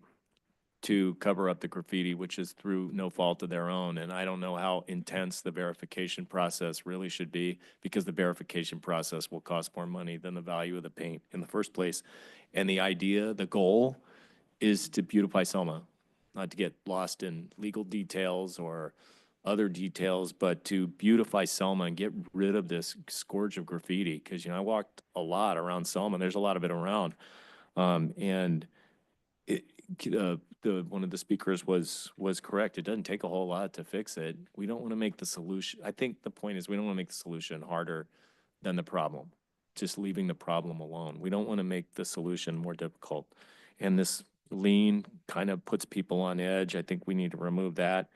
And I would like to see the city make paint available, or to see if the hardware stores would be agreeable to having some paint available for citizens to come in. Not 100 gallons, but maybe 5 gallons, 10 gallons. And then when it's gone, it's gone. But to have that available to people so they could go and paint their own fence. And then when they do that, then we have our good old beautification phase 2 that's ready to go out with some brushes and get it done, because we do have elderly people who need to get that graffiti removed.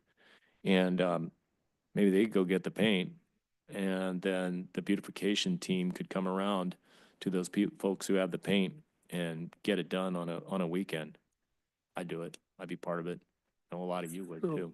So, Mr. Mayor, just to understand, our municipal code reads that because of the fact that we approved something in regards to monetary expenditures would actually require this. But you also said that we could authorize the use of enforcing or not enforcing at any given time. So why don't we the interpretation is just the fact of accepting this and removing that wording, and understand that in the future, if council wants to change and amend and add it, but, step one is to just at least enforce it and get it going. And if we start seeing residents and needing and not wanting, well, just the way people in general have spoken, they can come to the city hall and we can figure that out, but at least we get it started and we get it moving. So everything's on the stages of 1, 2, 3, and the first stage is at least incorporating it and removing that wording and seeing how it works, and going back, revisiting it the following year, and we have to up it, and we have to up the amount of money. We talk when we're actually doing our actually budgeted, Terry, so it doesn't impact the middle of the year.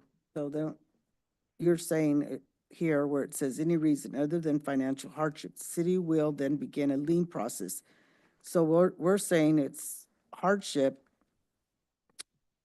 We're gonna remove, the city will begin Well, we a have lien process within and confines of the law to recover any or all funds. So the reason that wording's in there is because we approved the fact to impose our municipal code reads that we have to charge. So, but the city attorney has said that we can, at any given time, remove that.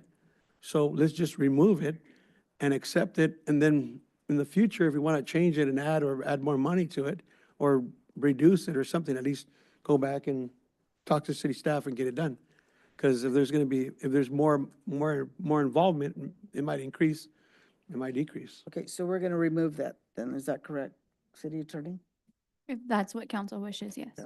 So the money is the gift of public funds. That's the issue. If you give out money, whether it's for paint or for anything else, it's a gift of public funds unless you have them pay it back. And that's why you have the lien process, because that automatically triggers the lien process. So I think a better way of doing it would be to have paint available for citizens that these hardware stores donate for citizens to take, but that's not clearly on the agenda tonight. That's not what we're looking at. Just a quick point to that, Mr. Mayor, and I apologize for interrupting. So that would rely on the fact that the business owners want to donate the paint, which is never guaranteed. I wouldn't want to place undue burdens on business owners who maybe are not in the position to donate paint. I think that right now, that's what we're doing. We're trying to obtain donated paint from these vendors and then distributing them as needed at Public Works, because then the verification comes into play, because we don't know whether somebody's coming to pick up paint to paint their, bedroom, or whether there's actual graffiti on their fence, right? So there needs to be some sort of verification for this paint that's being donated. But at the end of the day, I don't think we can rely on stores donating paint, because it's not always going to be available. I'm not city manager. Thank you for your question. But I'm not suggesting that we strong arm any business owners and force them into giving paint out as a donation. If that's the implication, I would never do that. My original thought was for those who are willing, business owners who are willing, and people who are part of the business improvement district who pay amount equal to their business license fees could probably afford enough for a gallon or two of paint. Like I'm thinking of Ace Hardware. They've been really good, corporate citizens of High Street and been around for a long time, and Home Depot, which is a Fortune 50 company. So I think they could probably find something in the budget. I mean, if they don't, they don't. I mean, would be no penalty for them, but you can ask, right? You can ask. And our graffiti task force would probably be composed of people who could ask, who could just ask the question of these two, hey, you got a few gallons of paint, we could go get them. And yeah, you're right. You can't force them to show you that they're going to not paint their house with it. But, you run the risk of that with any venture you do, like having sandbags, like Public Works do. There are people who take it and use it to hold down their political signs when they run for office. I mean, you can't tell that they're not Those going to are- use but it th- for but their those are- office. So Mayor, those if are I could two just separate- finish my thought, please, sir.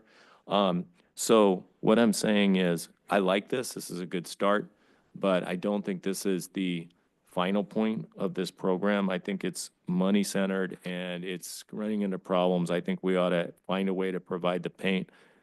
Tonight, yes, I mean, we could start with this, with taking out the lien provision, but I just wanted to be crystal clear on what my vision was when I brought this up, because it was my agenda item that I suggested, okay?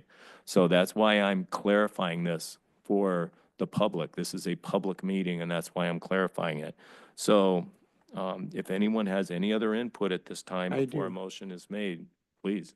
I think what I've been hearing from you is two different issues, because you're talking about a task force team, which is one, and the amount of money and the gifted money and the lien, which is another issue. And they've been speaking in regards to our municipal codes that require us to impose that. That's the reason why it was written. If we didn't have that, if we didn't approve that, it wouldn't be there. That's the issue. But if you want to, and I agree wholeheartedly about forming a task force team, and you want the city to recognize it, put it on the agenda, let's get that. But right now, what I'm saying is just to start and kick it off, let's remove that wording, because we were told, even though it's in the municipal code, we have the authorization of removing the fact of the lien, and let's put that, and let's move on to seeing how we can better word it, so we can make sure that our community members get the real affordable of the Got paint. it. But just to clarify, council member, they still have to repay it, right? So you still have to repay it, or it's a gift of public funds. Whether or not they are subject to a lien if they don't repay it, that's what the council can decide on. But if there's money involved and the city is doling out the money or loaning it for whatever purpose, it has to be repaid, or it's a gift of public funds. So that's the distinction there. And so ultimately, I'd like to move to the city providing that service from Public Works, and we just bypass the whole money lending system and get beyond this so that we can provide that service, and ultimately that we have a task force that provides that service rather than Public Works having to go out and do it. That's where I'm headed with this. I'm just trying to present the big picture here. That's where I'd like to see us get to on this. I'm fine with approving this tonight without the lien part. So if there's anyone who would like to make a motion, we could entertain that now without the lien, I'll make a motion without the lien process. without the lien process. Would anyone second that? I'll second it. Call the roll, please. Councilmember Guerra, Yes. Mayor Pro Tem Cho, Yes. Councilmember Mendoza Navarro, Yes. Councilmember Trujillo, Yes. Mayor Robertson. Yes. Item 3, consideration of an ordinance amending section 151A of the Selma Municipal Code relating to regular meetings, changing the date of regular city council meetings from the first and third Mondays of the month to the first and third Thursdays of the month. Report, please. Yes, thank you, Mayor, members of the council. I think I've mentioned this to probably most of the council as to why staff feels that this might be a good idea. Currently, having the city council meetings on Monday is a big strain on the staff and as well as the council members as we, generally post the city council agendas on either Wednesday, Thursday, or Friday of the previous week, which really limits our opportunity to meet with council members to discuss the items on the agenda because we lose 2 days over the weekend. Additionally, just the sheer length of the meetings causes quite a bit of strain to the staff. If we're routinely here 10 p.m., 11 p.m. at night, and then having to drive home and then come, be back pretty early in the morning is sometimes difficult, and it sets kind of everyone back for the rest of the week on a consistent basis, which, from work-life balance perspectives, I think if we're able to have the council meetings on Thursday, first of all, it gives us a better opportunity to get the agenda packet out and meet during the week leading up until that council meeting on Thursday with any council members or with all the council members, anyone who wants to meet with us to discuss the items or can get any clarification without worrying about running into the weekend. And additionally, it would, some of our staff takes Fridays off anyway, so they wouldn't be necessarily having to come back to work on the next day. And I've seen in other communities where having a Thursday council meeting is just a much more feasible and lends itself more to a positive work-life balance for not just the staff, but also the council members. So this is something I hope that the council will consider. I don't know, my understanding is that council meetings have been on Mondays since, for a long time. And so if, just presenting this to council for consideration, I know council members have expressed a positive reception to this in the past, so we welcome your feedback. Okay. I'll go ahead and start. This is great. Honestly, I've always wanted to change it from a Monday to a Tuesday to a Wednesday, but Thursdays, for me, that's a conflict because I sit on another board and I have Thursday meetings. So Thursday won't work for me. Every Thursday? It's not every Thursday, but it's a Thursday of the month that I sit on. The first and third Thursdays is what we're looking at. So first and third. What if we consider, again, I'm going to reiterate this again. Why are we not bringing this to our future council for them to be able to decide if that's going to work for them? Because the fact that I just think it's a fair process to discuss it with all council so that we can move forward, and make sure that everybody's happy. I get it, staff, this is great. I think you and I once talked about, let's switch it to Tuesday, but for some reason, it didn't go that way. Yeah, and just to that point, Councilmember Guerra, I think Tuesday would probably present similar challenges to Monday because it's early on in the week. And it's too close. We would still be losing that time over the weekend. So Thursday is a little bit more ideal, but I see your point. I think if you would rather table this and wait until new council is installed, more than happy to. Okay. I just didn't, from a perspective of previous conversations that we've had, I thought might as well put it out there. First and the third. First and third Thursday. I have COG. It's not going to happen. Whoever has COG, whatever mayor has COG, and it's the last Thursday of the month, but like this week, I've got to go this Thursday because it's before Thanksgiving. So oftentimes they will, because of scheduling, because of holidays, they'll have council of government meetings on Thursdays. So the Thursdays would most likely not work for me. Sure, and if you'd like to suggest a different day, absolutely, always open to that feedback.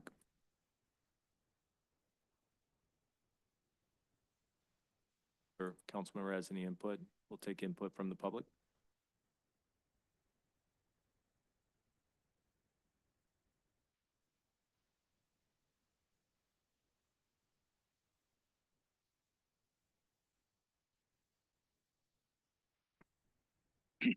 Santiago Seguera. As an incoming councilman, I think you should table it and let us decide what days we want to attend. Because, you know, we all have family schedules, other schedules that we have to, you know, attend other meetings, other things. And I understand that as a council person, you get assigned to different committees. So I think we need to kind of let the dust settle and figure out, you know, like if I get assigned to something and it's on Thursdays, you're gonna have 3 council people missing. I don't think you can run a meeting with, you know what you understand what I'm saying? It's been going on for Mondays for a long time. People expect it on Mondays. People attend because they know it's on Mondays and they plan it. I mean, I'm not saying I'm not open to another day, but I think we just need to, you know, let the dust settle and then decide what, you know, because everybody's gonna get assigned different, like say, different committees. Like they have committees that already, you know, won't work on Thursdays. You know, I don't know what they're gonna assign to me, so it's something that's Thursdays, you know, I'm gonna either attend here or attend there, and then you're not gonna have a quorum. Makes it tough, so anyways, that's just my opinion.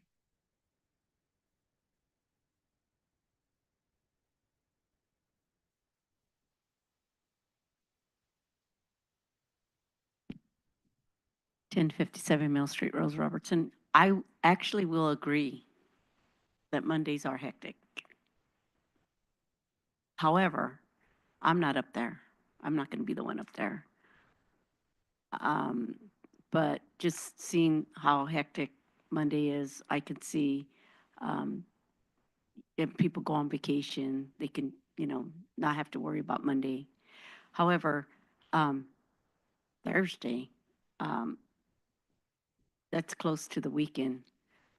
However, whatever you guys decide with the other council should be involved, absolutely be involved. But hopefully you guys will come to some agreement and table this because it really should be them making the decision. Thank you.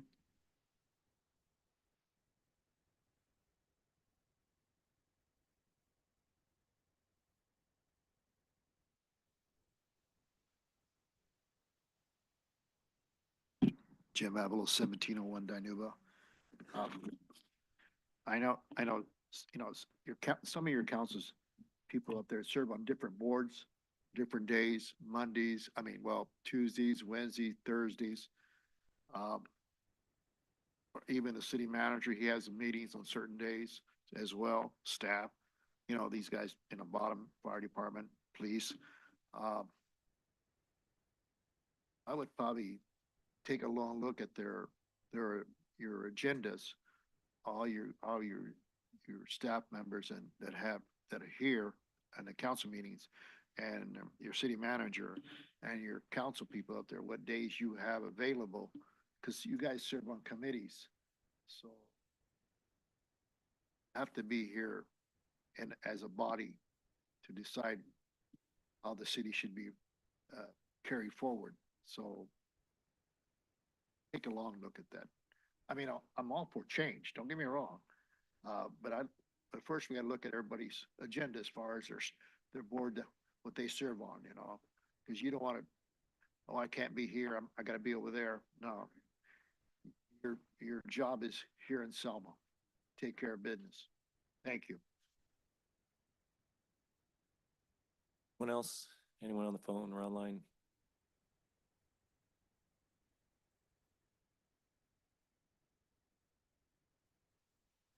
Hi, Teresa Sala.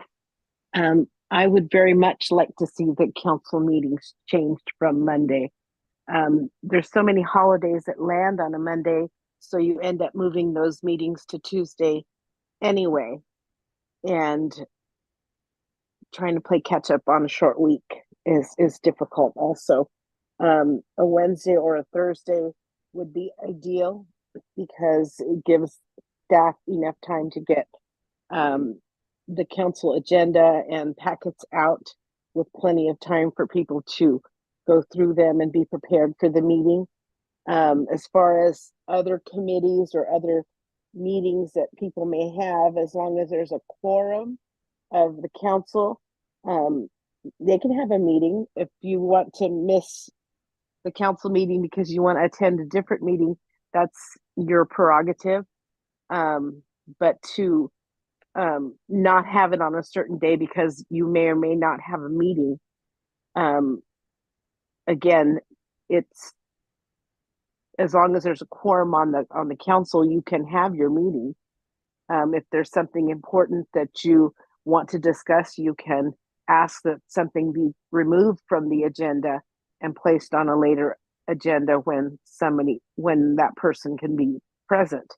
But whatever day that you come up with, I would like to see the meeting date changed to later on during the week. Thank you. Else with the comment?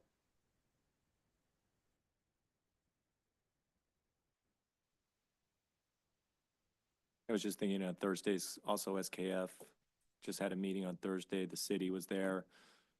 Certain representatives of the city were there. We voted on a very important issue, in fact, affecting Selma and the infrastructure of the sewer project that SKF was going to be doing. So it wouldn't just be, it's not that easy just to go to that committee meeting and just miss the Selma meeting, because the two are definitely interrelated. That's the whole point of these commissions, is to go to these meetings that affect our city. That's why we're going to those meetings. I believe SKF is second Thursday of the month. Is that Depends. correct? It can vary. Like it was last week this time because it's Thanksgiving. So it was I think they have a standing meeting on I'm sorry. The regular meeting is the second Thursday of the And month. as I said, they change it every once in a while to accommodate holidays, just like Fresno Council of Governments. So it's not perfect. So Thursday, to me, seems like there could be an issue there. I'm certainly willing to look at a different day, but I don't agree with someone having to miss a committee meeting to be at a city council meeting, or a city council meeting to be at a committee meeting. I think that can be easily avoided by scheduling the meetings with some thought and with some planning as to what the committee meetings, what days those will be on. Yeah, I agree with the speaker who said we need to do that. So I would think also the point is well taken that we're going to have two new council members who actually have to come to the meetings. So I think it ought to be the new council that follows through with the implementation of this change, if there is a change. For that reason, I'll make a motion to table this for a future council meeting. Is there a second? I'll second it. Call the roll, please. Mayor Robertson, Yes. Yes. Councilmember Mendoza Navarro, Yes. Councilmember Trujillo. Yes. Mayor Pro Tem Cho. Yes. Next item, consideration of the bid board appointments. Mayor and council members, before you have two members who currently sit on the Business Improvement District Advisory Board who would like to be considered for reappointment due to the expiration of their terms. They are Nick Sahota with Central Valley Engineering and Surveying, and Rosa Gonzalez with Printopolis and RG Payroll. Both incumbent committee interest forms are in your packet, and unfortunately, neither of them is here, but they have been considered by the bid board, and both of them have a recommendation to be reappointed for another 1 year of service. Do we have any questions for Ms. Aguirre? Alicia, was there any other applications or was it just these two? Right now, I have no other submissions. I've had people inquire about it. They've got the application, but no actual submissions. And how many board members do we have on there currently? Currently, including the reappointment, there's 7 and then 2 vacancies. 2 vacancies. They can't even fill the vacancies. And we added two. And if you get applications and there are no vacancies, if that happens, then you just keep them on file until a vacancy Okay. comes up, just like the commission's got it. Okay, any issues before we open the matter to the public? Does the public have any input on the bid board reappointments? Anybody online or on the phone with any input on this? Okay, is there a motion to I'll make a motion to I'll approve both of them. second it. call the roll, please? Councilmember Trujillo, Councilmember Guerra, Yes. Councilmember Mendoza Navarro, Yes. Mayor Pro Tem Cho, Yes. Mayor Robertson. Yes. Okay. The final item tonight's agenda is a public hearing item. It's consideration of an addendum to the general plan environmental impact report for the 2023-2031 housing element update for the city of Selma under state CEQA guidelines, section 15164, which includes the state CEQA guidelines section, rezone of 22 parcels and the general plan amendments of 21 parcels identified to meet the city's regional housing needs allocation. Good evening, council. Before you is a state mandated 8-year housing plan that goes along with our housing element. We've brought numerous updates regarding the housing element progress that goes through, that is being done as part of the multi-jurisdictional housing element with Fresno COG. As the mayor stated as the introduction to this item includes not only CEQA determinations, but the rezone of property in compliance with our regional housing needs allocation, along with the actual update of the housing element policy document, which is a mandatory element of the general plan. This is one of the few items that has significant state involvement and oversight. We have submitted this item to the state on multiple occasions for review. Our consultant that was contracted with Fresno COG, Nicole West with PlaceWorks, is going to give a short presentation on that item, but I just wanted to thank staff for their diligence and hard work on this item. This is not an easy item. Let's just be clear.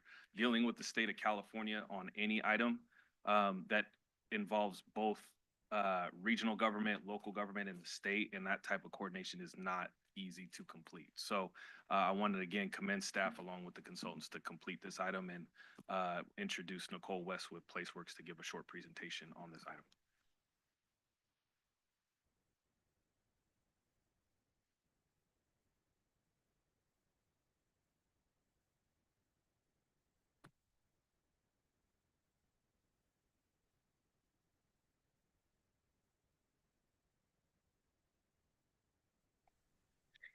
Hi, good evening, everybody.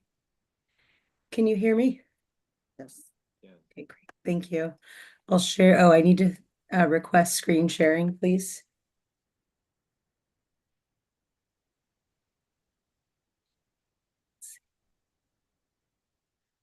Okay. All right, great. Can you see the introduction there, the first slide? Yeah.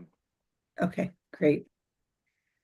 All right, thank you for that introduction. It's true, this has been a long, arduous process, but the good news is the city has already received conditional compliance on its housing element.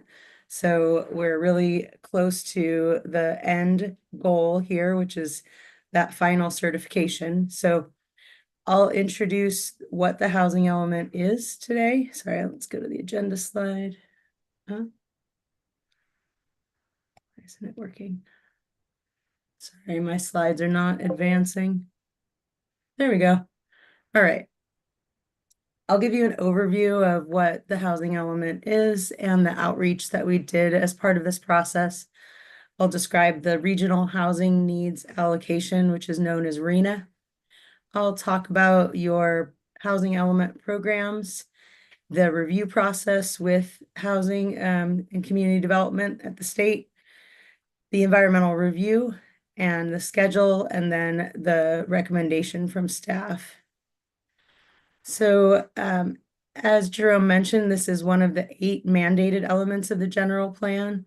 It's also the only element that goes through a process like this where it has to be reviewed and certified by the state, has to be updated every 8 years. And you can see that the adoption deadline was actually last year, but you don't need to worry about that because almost every jurisdiction in the state for this cycle has had a long time frame for getting it done and certified, because there's been a lot of new laws in the last 5 years that the state legislature has passed that puts a lot of new stricter requirements on this process and makes the document a lot longer and didn't give jurisdictions any additional time to accommodate all of those new requirements. So you're still in good standing with HCD and you're on track to have your 6th cycle housing element certified very soon. And then that, like I said, it's the plan for accommodating the fair share of the RENA, which I'll talk about with a little more detail in just a minute. And as Jerome mentioned, this is a regional effort. There's 2 documents before you tonight that compose your housing element. There's the regional sections, and that was done with all the other jurisdictions in the Fresno COG, except for one that didn't want to participate. And so you got the benefit of some streamlining administratively to be able to do all the jurisdictions at once, saved some time and money for all of the jurisdictions. And then it also gives you a good perspective because you get a bigger picture looking at all that data. There's a lot of census data, a lot of analysis, and you can see that on a regional level. And then the local appendix is all specific to Selma, and that's what I'll mostly be talking about tonight. So we started this process with a lot of outreach at the outset so that we could really learn about the needs and preferences and challenges of various segments of your city. We did stakeholder consultations. Stakeholders are typically service providers that really have their finger on the pulse of the needs of certain groups that have special housing needs, like farm workers and seniors and people with disabilities. So we do those consultations, and then we also go out to the larger community and get input there and let people know about this process. We did a joint planning commission and city council meeting here with you a couple years ago. And then we released the draft element, and it was open for comment for a good amount of time. And then each revised draft got posted and was open and available for comment as well. And then the last revised draft that was released for comment was earlier this year. So the RENA, this is an allocation that the numbers are crunched up at the state level, and they look at where housing is anticipated to be needed in the next 8 years. And it doesn't just have to do with population growth. It's also where jobs and transit is anticipated, and also where there's factors like overcrowding to consider.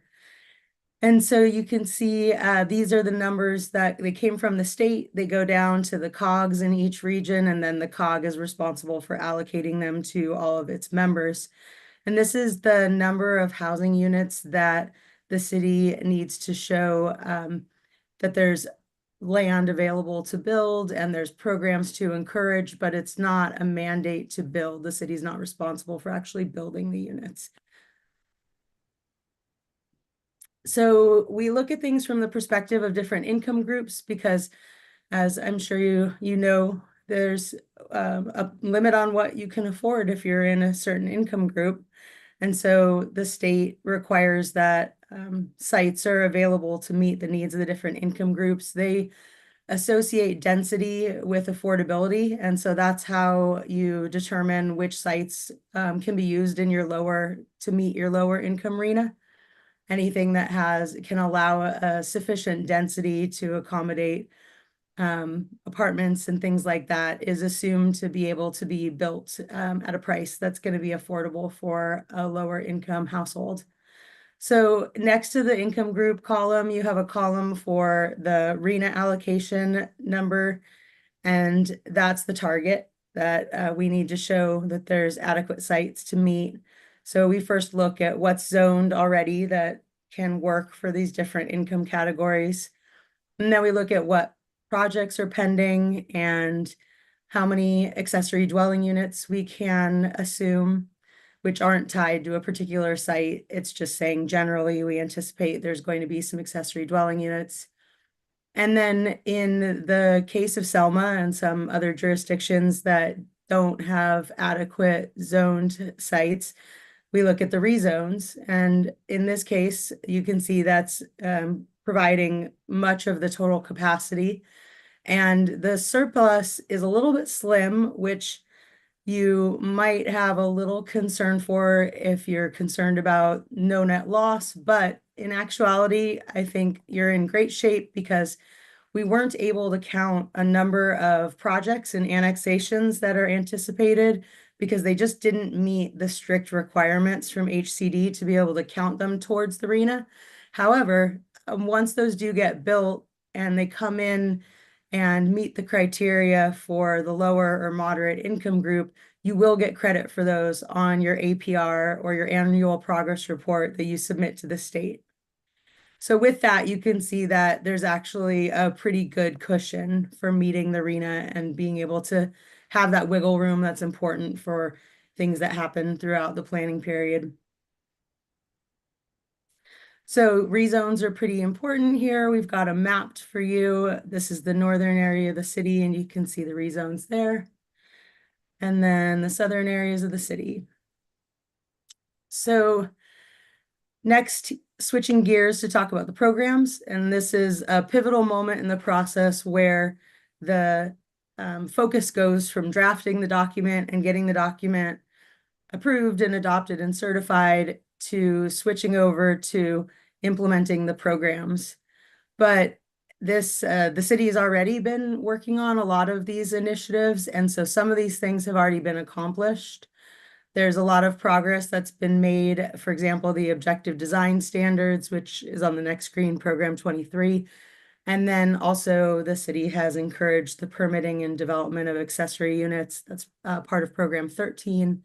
And then made necessary zoning code amendments to streamline permitting procedures as part of program 17. So this is the rest of the programs here. There's a lot of similarity too with some of the other jurisdictions as part of your multi-jurisdictional effort, but there are a lot of things also that are very specific to Selma. So the HCD review process, we submitted the draft initially almost a year ago, received a comment letter from HCD with things that they wanted to see revised. We sent the second submittal to them earlier this year, and then there were a few other things that they asked for, which I'll talk about a little bit. And then we were able to satisfy all of those requirements so that the city received its letter of conditional compliance on September 20th. So some of the things that HCD was really focusing on in their review, they wanted to make sure that all the programs had very specific commitments. They wanted to make sure that there was geographic targeting, which means that going back to the demographic analysis and the other input that we received when we came to understand certain issues were in certain areas or where there's certainly desirable neighborhoods in some areas where we want to encourage more accessibility. The programs have to be targeted to certain geographies. And then they also have to have metrics, numerical targets, quantified objectives so that it's really crystal clear what is being done and what is being measured, what does success look like. HCD also wanted to focus on fair housing, which is another really big component in this cycle.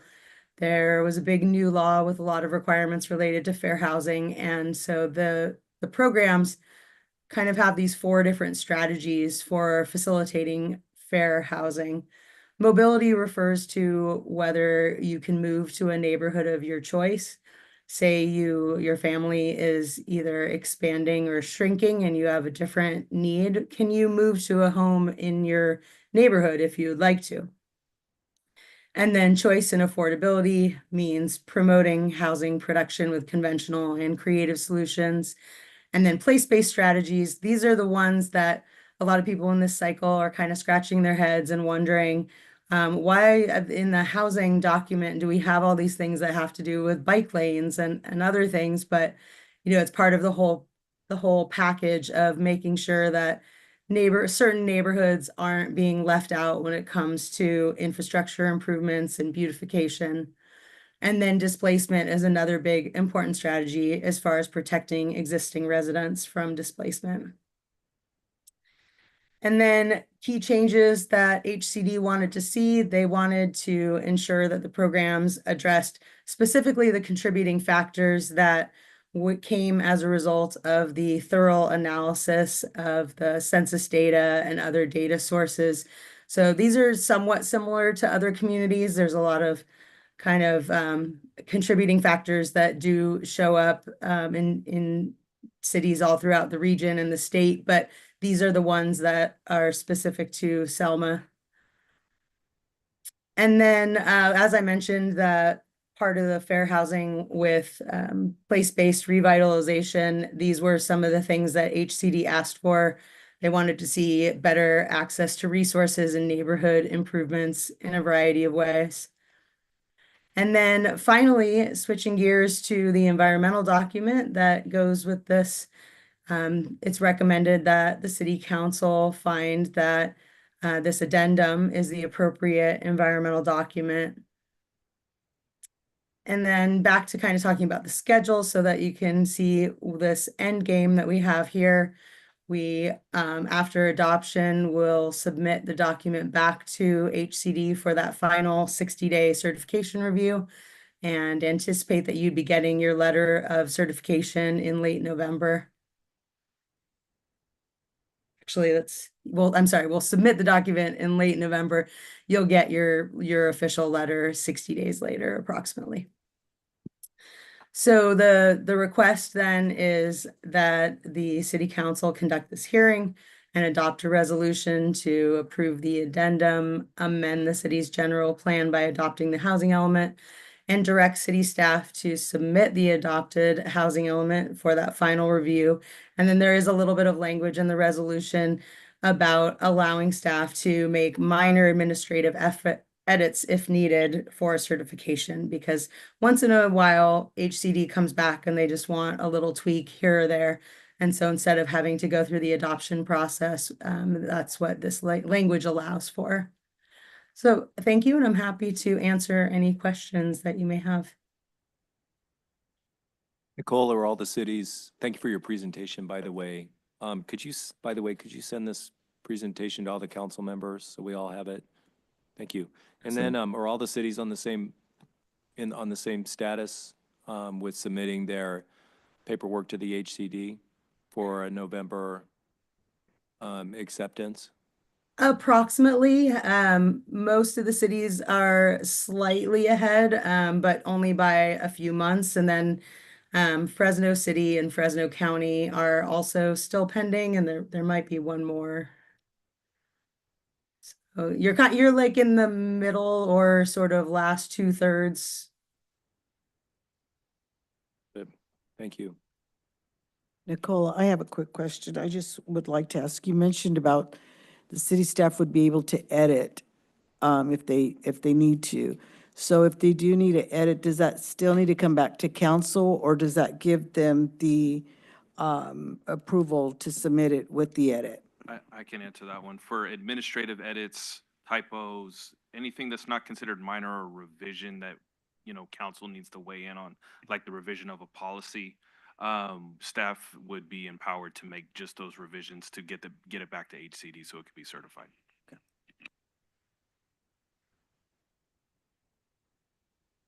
And I just want to say thank you, Nicole. I know that the County of Madera is, and the City of Madera, I think they're going through this process right now.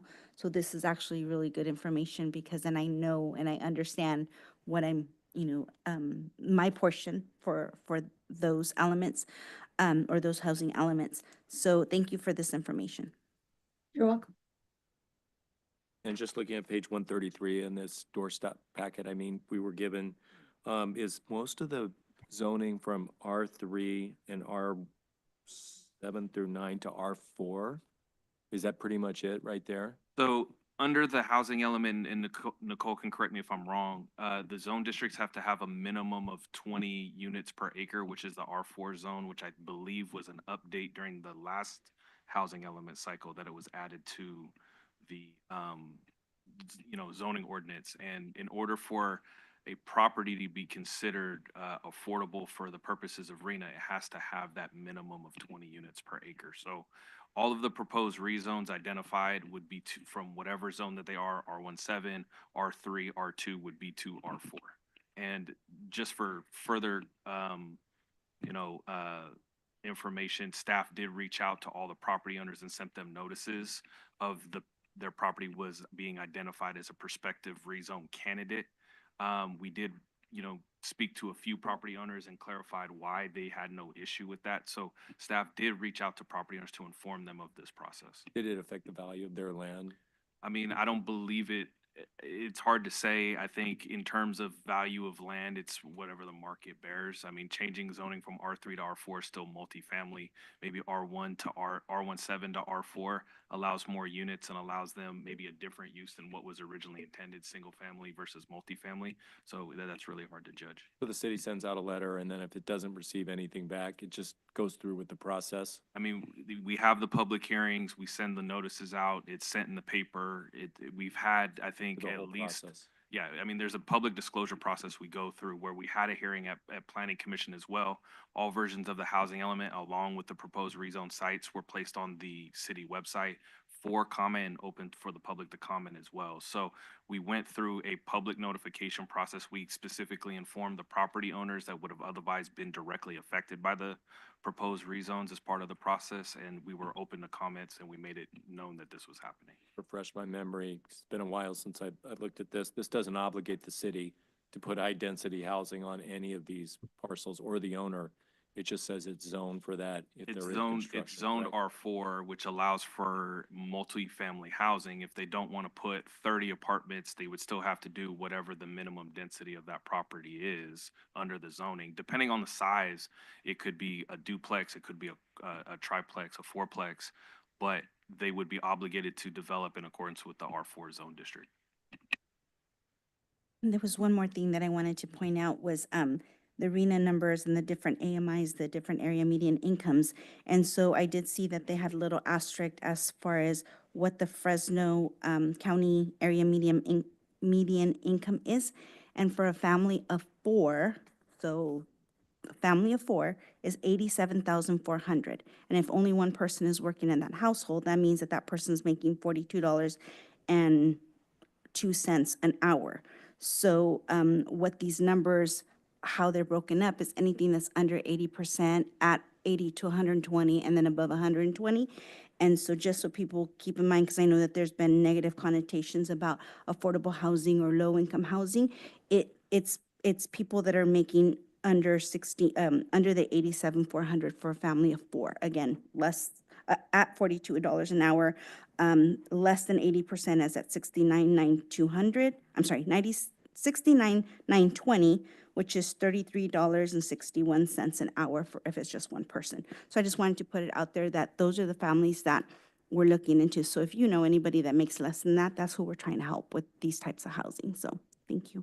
In 2018, I was informed, I was on the council, I was informed that the city in 2006, just before all of our times, didn't do it. They didn't follow through with the housing element. So the regional housing needs allocation that we're looking at tonight wasn't done, and the state was threatening to cut off funding to the city. So it's real. I mean, you have to do this for the city to provide funding. I think there's another issue too. If you don't have a housing element, your general plan is out of compliance, so you can't make findings of consistency for future actions, future development projects. So this is a mandated item in your general plan that needs to be done in accordance with state law in order for you to be able to do other things other than obtain funding in order to approve development that is also consistent with that housing element. But I'd also like to point out, this is not just for low-income housing. I mean, the cities that were out in compliance at this meeting were Huntington Beach, they were Orange Cove, that's Clovis. Clovis has been out of compliance with RENA numbers for years and years because they took a bunch of numbers from Fresno in the past, figuring they wouldn't have to get in compliance. So it's goes a little bit deeper than that in terms of these numbers and the state's purpose in doing this and having the city toe the line. But what I wanted to mention is that there are very real effects for not getting this done, and I'm happy that the city is moving forward and we're in compliance and we're going to meet the targets for the coming year. Anybody else have any questions? It's the public hearing. I'll open the public hearing to the public. Does anybody have a comment for or against this item? Do we have anybody online or on the phone who would like to make a comment for or against this item? As a reminder to the callers online, please use your raise your hand feature and we will add you to the meeting queue. Mayor Robertson, at this time I see no hands raised. Okay, thank you. With that, we'll close the public hearing. We'll refer the matter back to council. Is there a motion regarding this item? I'll make a motion to approve. Is there a second? I'll second it. Call the roll, please. Councilmember Mendoza Navarro, Yes. Mayor Robertson, Yes. Councilmember Garris, Councilmember Trujillo, Yes. Mayor Pro Tem Cho. Yes. Okay, with that, we'll move on to future agenda items. These are council requests for future agenda items, not subject to public comment. Items require a consensus. Anybody have any future agenda items at this point? Okay, would this be the time to discuss, are you going to discuss the next meeting, city clerk? And the vote certification?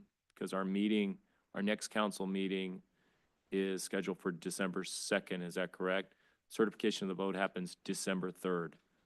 So I think in the interest of having an effective meeting with our next council, I think we should either have that meeting the 3rd, the next day, when the vote certifies, or we should postpone the meeting until December 9th, because correct me if I'm wrong, but we don't have a second council meeting in December. Is that correct? Okay, or a first meeting in January. So putting that out there now at future agenda items, we can always bring it back and do it during departmental reports, but we might as well decide on this. Did council, city attorney, you have input on this? Yeah, just on moving it to the 3rd, the problem with that is gonna be that you won't get the certification necessarily till the 3rd. And so we don't even know when we'll get that, and it won't be able to be a part of the agenda, if that makes sense. Okay, so how about December 9th? We could do the swearing in. It's a Monday, the typical council meeting day. We don't have another meeting a week after that on that next Monday. We do the swearing in and we do the reorganization on that night. Is everybody good with that? Yeah, I'm good with that. Everybody?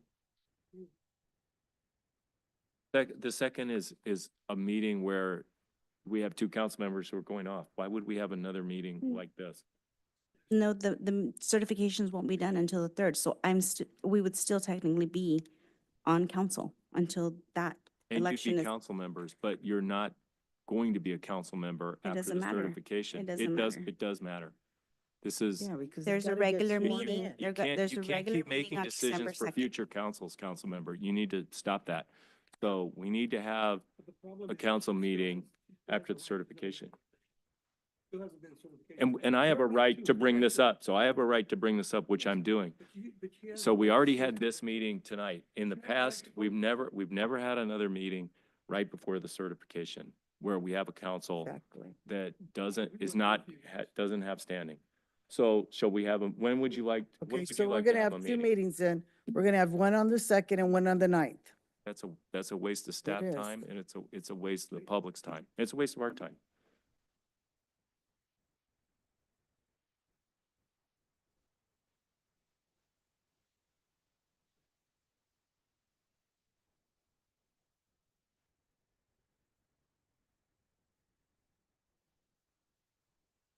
But she won. Right, I'm not here to argue. They still vote, that's all I'm saying. Okay, so what we're trying to do is negotiate here as a group, right?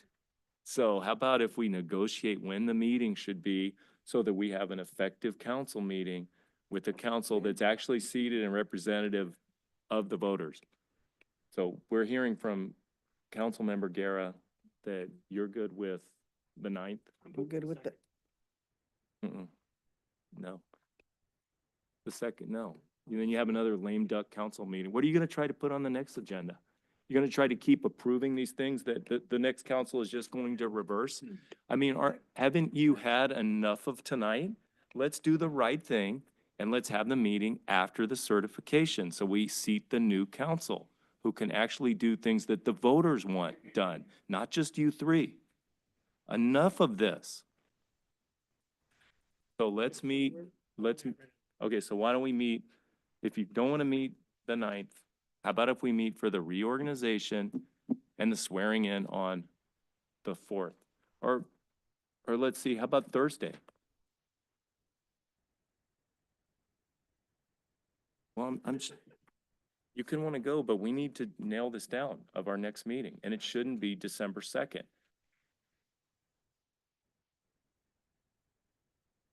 For now. I mean, you're just staving off the inevitable and making yourself look bad. So do the right thing and let's do it the 5th.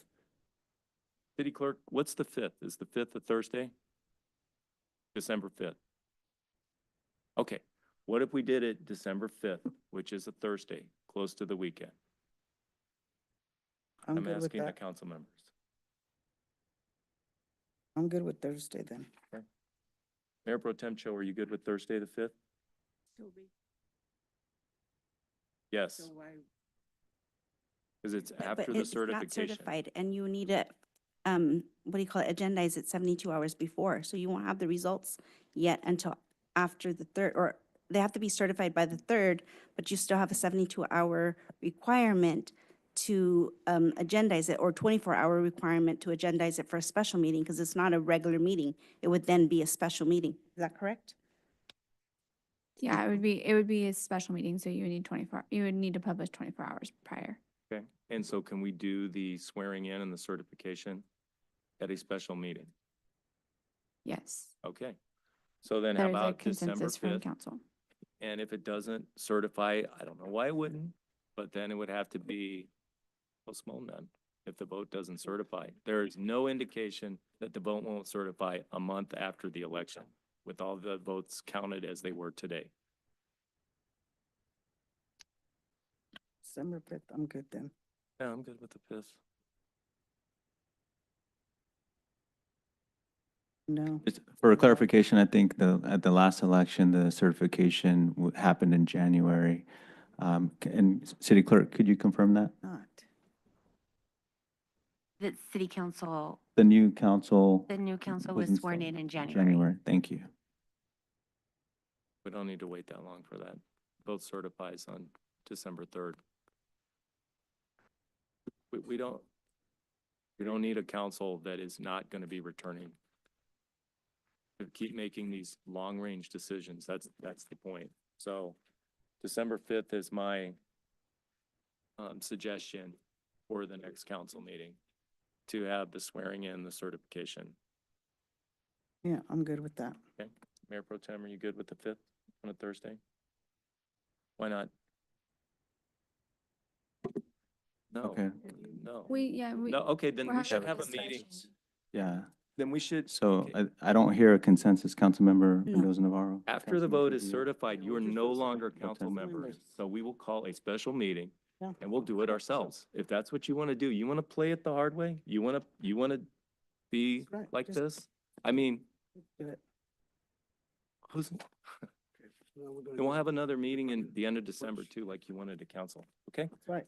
Let's change No, it you back. guys want to do that? We'll have a second meeting in December then. We didn't have to do that if we just did the right thing and had a meeting later in the week after the first week of December. But you want to have another meeting and make your decisions, which will get reversed December 2nd, you do that with, okay? Go ahead and bring that up, make your agenda with all these long-term decisions like you did tonight. Okay, well, that will move on to departmental reports. City manager. Thank you to staff. We're wrapping up the year in strong fashion. I think the council saw a lot of the grants and other items that we're pushing forward, and excited to start off the new year with the new council, whoever ends up being certified. Looking forward to working with everyone. So thank you for council for supporting our staff and allowing us to continue to serve the public. I have nothing else to report. Thank you. City attorney, Nothing to report. deputy city manager. Yes, I have one item.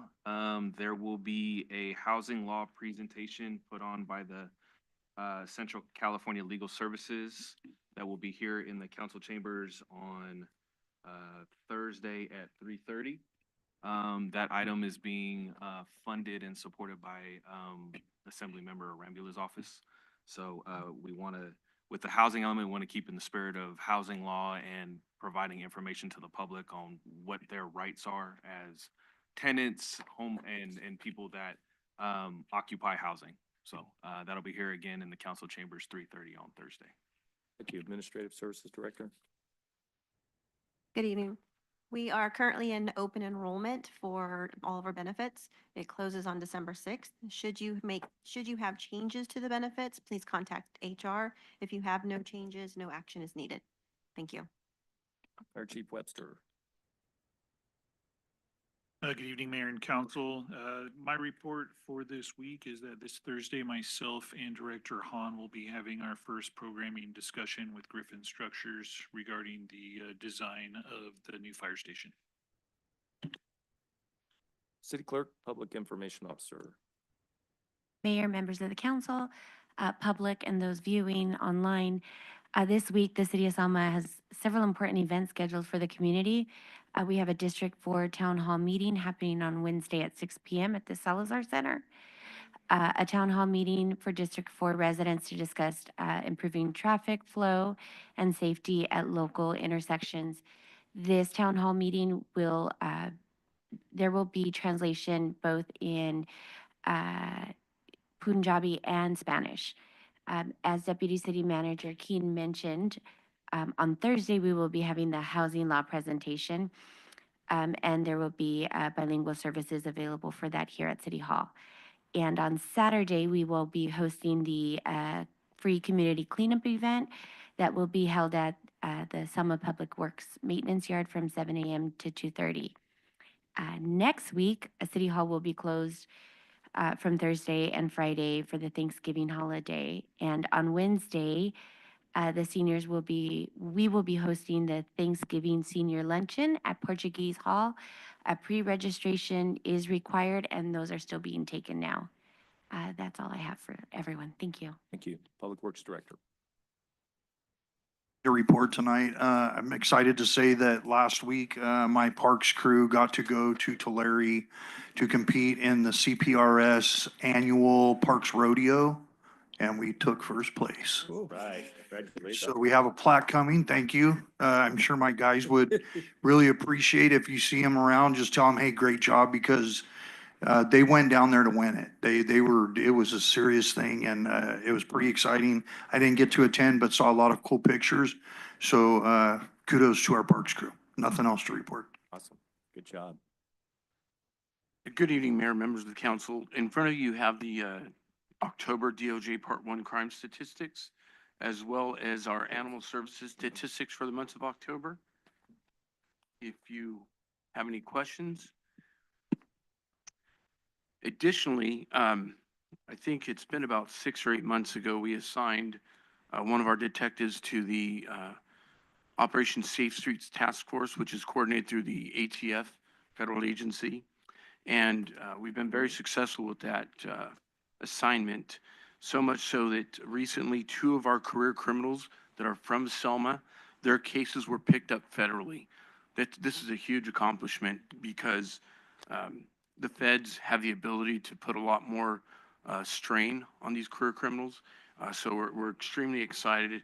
And I think that these cases are picked up because we have a commitment with the feds to ensure that we're creating the safest environment for the citizens of Selma. So just kudos to our detective. And that's all. Council reports. Councilmember Mendoza Navarro. I attended the mayor's breakfast on the 7th, which was a couple Thursdays ago, and I had a few people come to me and say, thank you for all my hard work, and just really reached out to me, and I had just a lady I've never met before pray over me. So it was a really good opportunity to meet with all of the different parishes and just the community. I wanted to say, wish my grandson a happy birthday. Today's his birthday. And then congratulations to the city for a great event, the 5K run. I was not available. I had a prior engagement, so I wasn't available, but I've seen a lot of positive conversations on social media and just other people. And so in reading the report from the Golden Shovel, there was a lot of good information in there and, a lot of positive, of course, some negative things. But it was really good to hear that, we're doing a lot in the city of Selma. And, a lot of it has to do with the leadership that we have. Thank you, Fernando, for your leadership and bringing in a really good staff, because it's that vision that you have is really good, what's going to be sustaining for Selma. And I'm really excited for, what's to come. And that's really all I have right now. Thank you. Member Trio. I'd like to thank staff for all the hard work you guys have been doing this year. You guys have done a lot. There's a lot of accomplishments that have gone on. A lot of, under the radar accomplishments that you guys have been working on. It's actually for the big picture, and, you understand what it takes to do the big picture. But just congratulations to all your departments and everything you guys have been doing. It's all recognizable. People say it, they talk about it. Second, I'd like to thank whoever put on the 5K run. My staff and myself did it. I actually think that your staff or Public Works really got me really bad because I think I took all the blunt of all the powder. So, but it was it was fun, and you guys, everything did was great. I know, I think, but I completed it. That's the big thing. But I really think that it was really good. It was really good, really fun. You know, I want to say this, and I want to congratulate first Jim Avalos for his second coming back on the city council. Osiel Gary, I think it is. I want to congratulate you on your election. The mayor, Scott, I'd like to congratulate you on your election. And in this city council, I'm on my second term, and at 23 years old, I was a city council member in another community. And I learned that, there are seasons in this politics, and you allow and respect the seasons. And as long as you keep forward on your belief of what you want to intend to do for the community with respect and honor, you do it. So I want everybody to understand that even though we get back at each other, everybody still loves Selma. So I'd like to say a few things because there are seasons, but I want to wish them luck because at the end of the day, they are going to move this city. Is either going to be 2 years or 4 years. But the thing about it is that everyone has a love for our community in their own passion of way, how they're going to signify and move it. So for me to everyone that got elected, your future agenda items will dictate where our community goes. Congratulations on that. I feed to you guys, because at the end of the day, it's a betterment of our community. So I know that whatever way you guys do it, however way we all look at it, it's a progress towards bettering Selma. I just ask everyone to respect the election, how they run, how they move. But once it's certified, it's their goal, it's their movement, the mayor has it, and it goes. And at the end of the day, it's to better our community, the community of Selma. We all love, we live, and that's what we do. So, but on top of all that, thank you to the staff from the deepest of my heart. Thank you for all the hard work you guys have been doing this year. Member Guerra. I also attended the breakfast prayer meeting for the mayor, and it was such a beautiful event. I've gone to it before, and they continue to have it every year. It's amazing, and it was a really nice turnout. They really do a great job. So again, it's something that we do partners with our ministerial group, and they do a great job. I have so much other stuff, but right now I'm exhausted, so I'm just gonna say thank you to everybody. Thank you, staff. Again, you guys do a great job, and, you know, we'll just look forward to the future. Thank you. Mayor Pro Tem Cho. Yeah, since the last meeting, I did, Central Valley Lions Club did the Christian Cafe. We've had 45 people that night, and that is really a neat event that we do every quarter. Also attended the prayers breakfast, and it was nice to see all the different churches, congregation represented it there. And since the last meeting, I just got back from China. I was there for 1 week, really fast trip, but it was a really important one. I actually went back to my father's village and got to meet some relatives I've never met before. So that was a really different trip. It's not tourism. We were back in the village actually where they lived. Some of the houses, of course, were, shut down, but then people are still in that area. So that was really neat. And then also we'll be working on the Thanksgiving meal that will be at the Portuguese Hall on the 11/27th. And usually we're targeting the seniors and the veterans. So is there anyone that you think should have a meal? Since if they cannot come and get it, let us know. Call the senior center and get us an address, and we'll be gladly deliver it to them. Okay? And I wish all you guys to have a nice Thanksgiving also. Thank you. I attended a LAFCO meeting. Haven't done that in a while. I'm the alternate for Dan Para. Let me see. I attended the mayor's prayer breakfast at the Selma Portuguese Hall. Was a really nice event. Good to see people there. I want to congratulate everyone who ran for office in the November 5th election. It's not easy to run for office, and it was a real experience right up till the very last vote. So that vote will be certified on December 3rd, and I always appreciate people who say words about, cooperation, but with your words of cooperating should come actions about teamwork. And tonight we saw words that didn't meet actions in terms of scheduling the next meeting. Not a good way to start this. Not a good way to start this new council, and hopefully there'll be some wiser heads that prevail. But that vote certifies on December 3rd. Just want everyone to know that. So everyone have a great Thanksgiving and appreciate everything that the city staff does for our city. And I want to thank all of the city residents for watching, supporting our city, doing what you do, and making our city what it is. Good night, everybody. We'll see you at the next real meeting.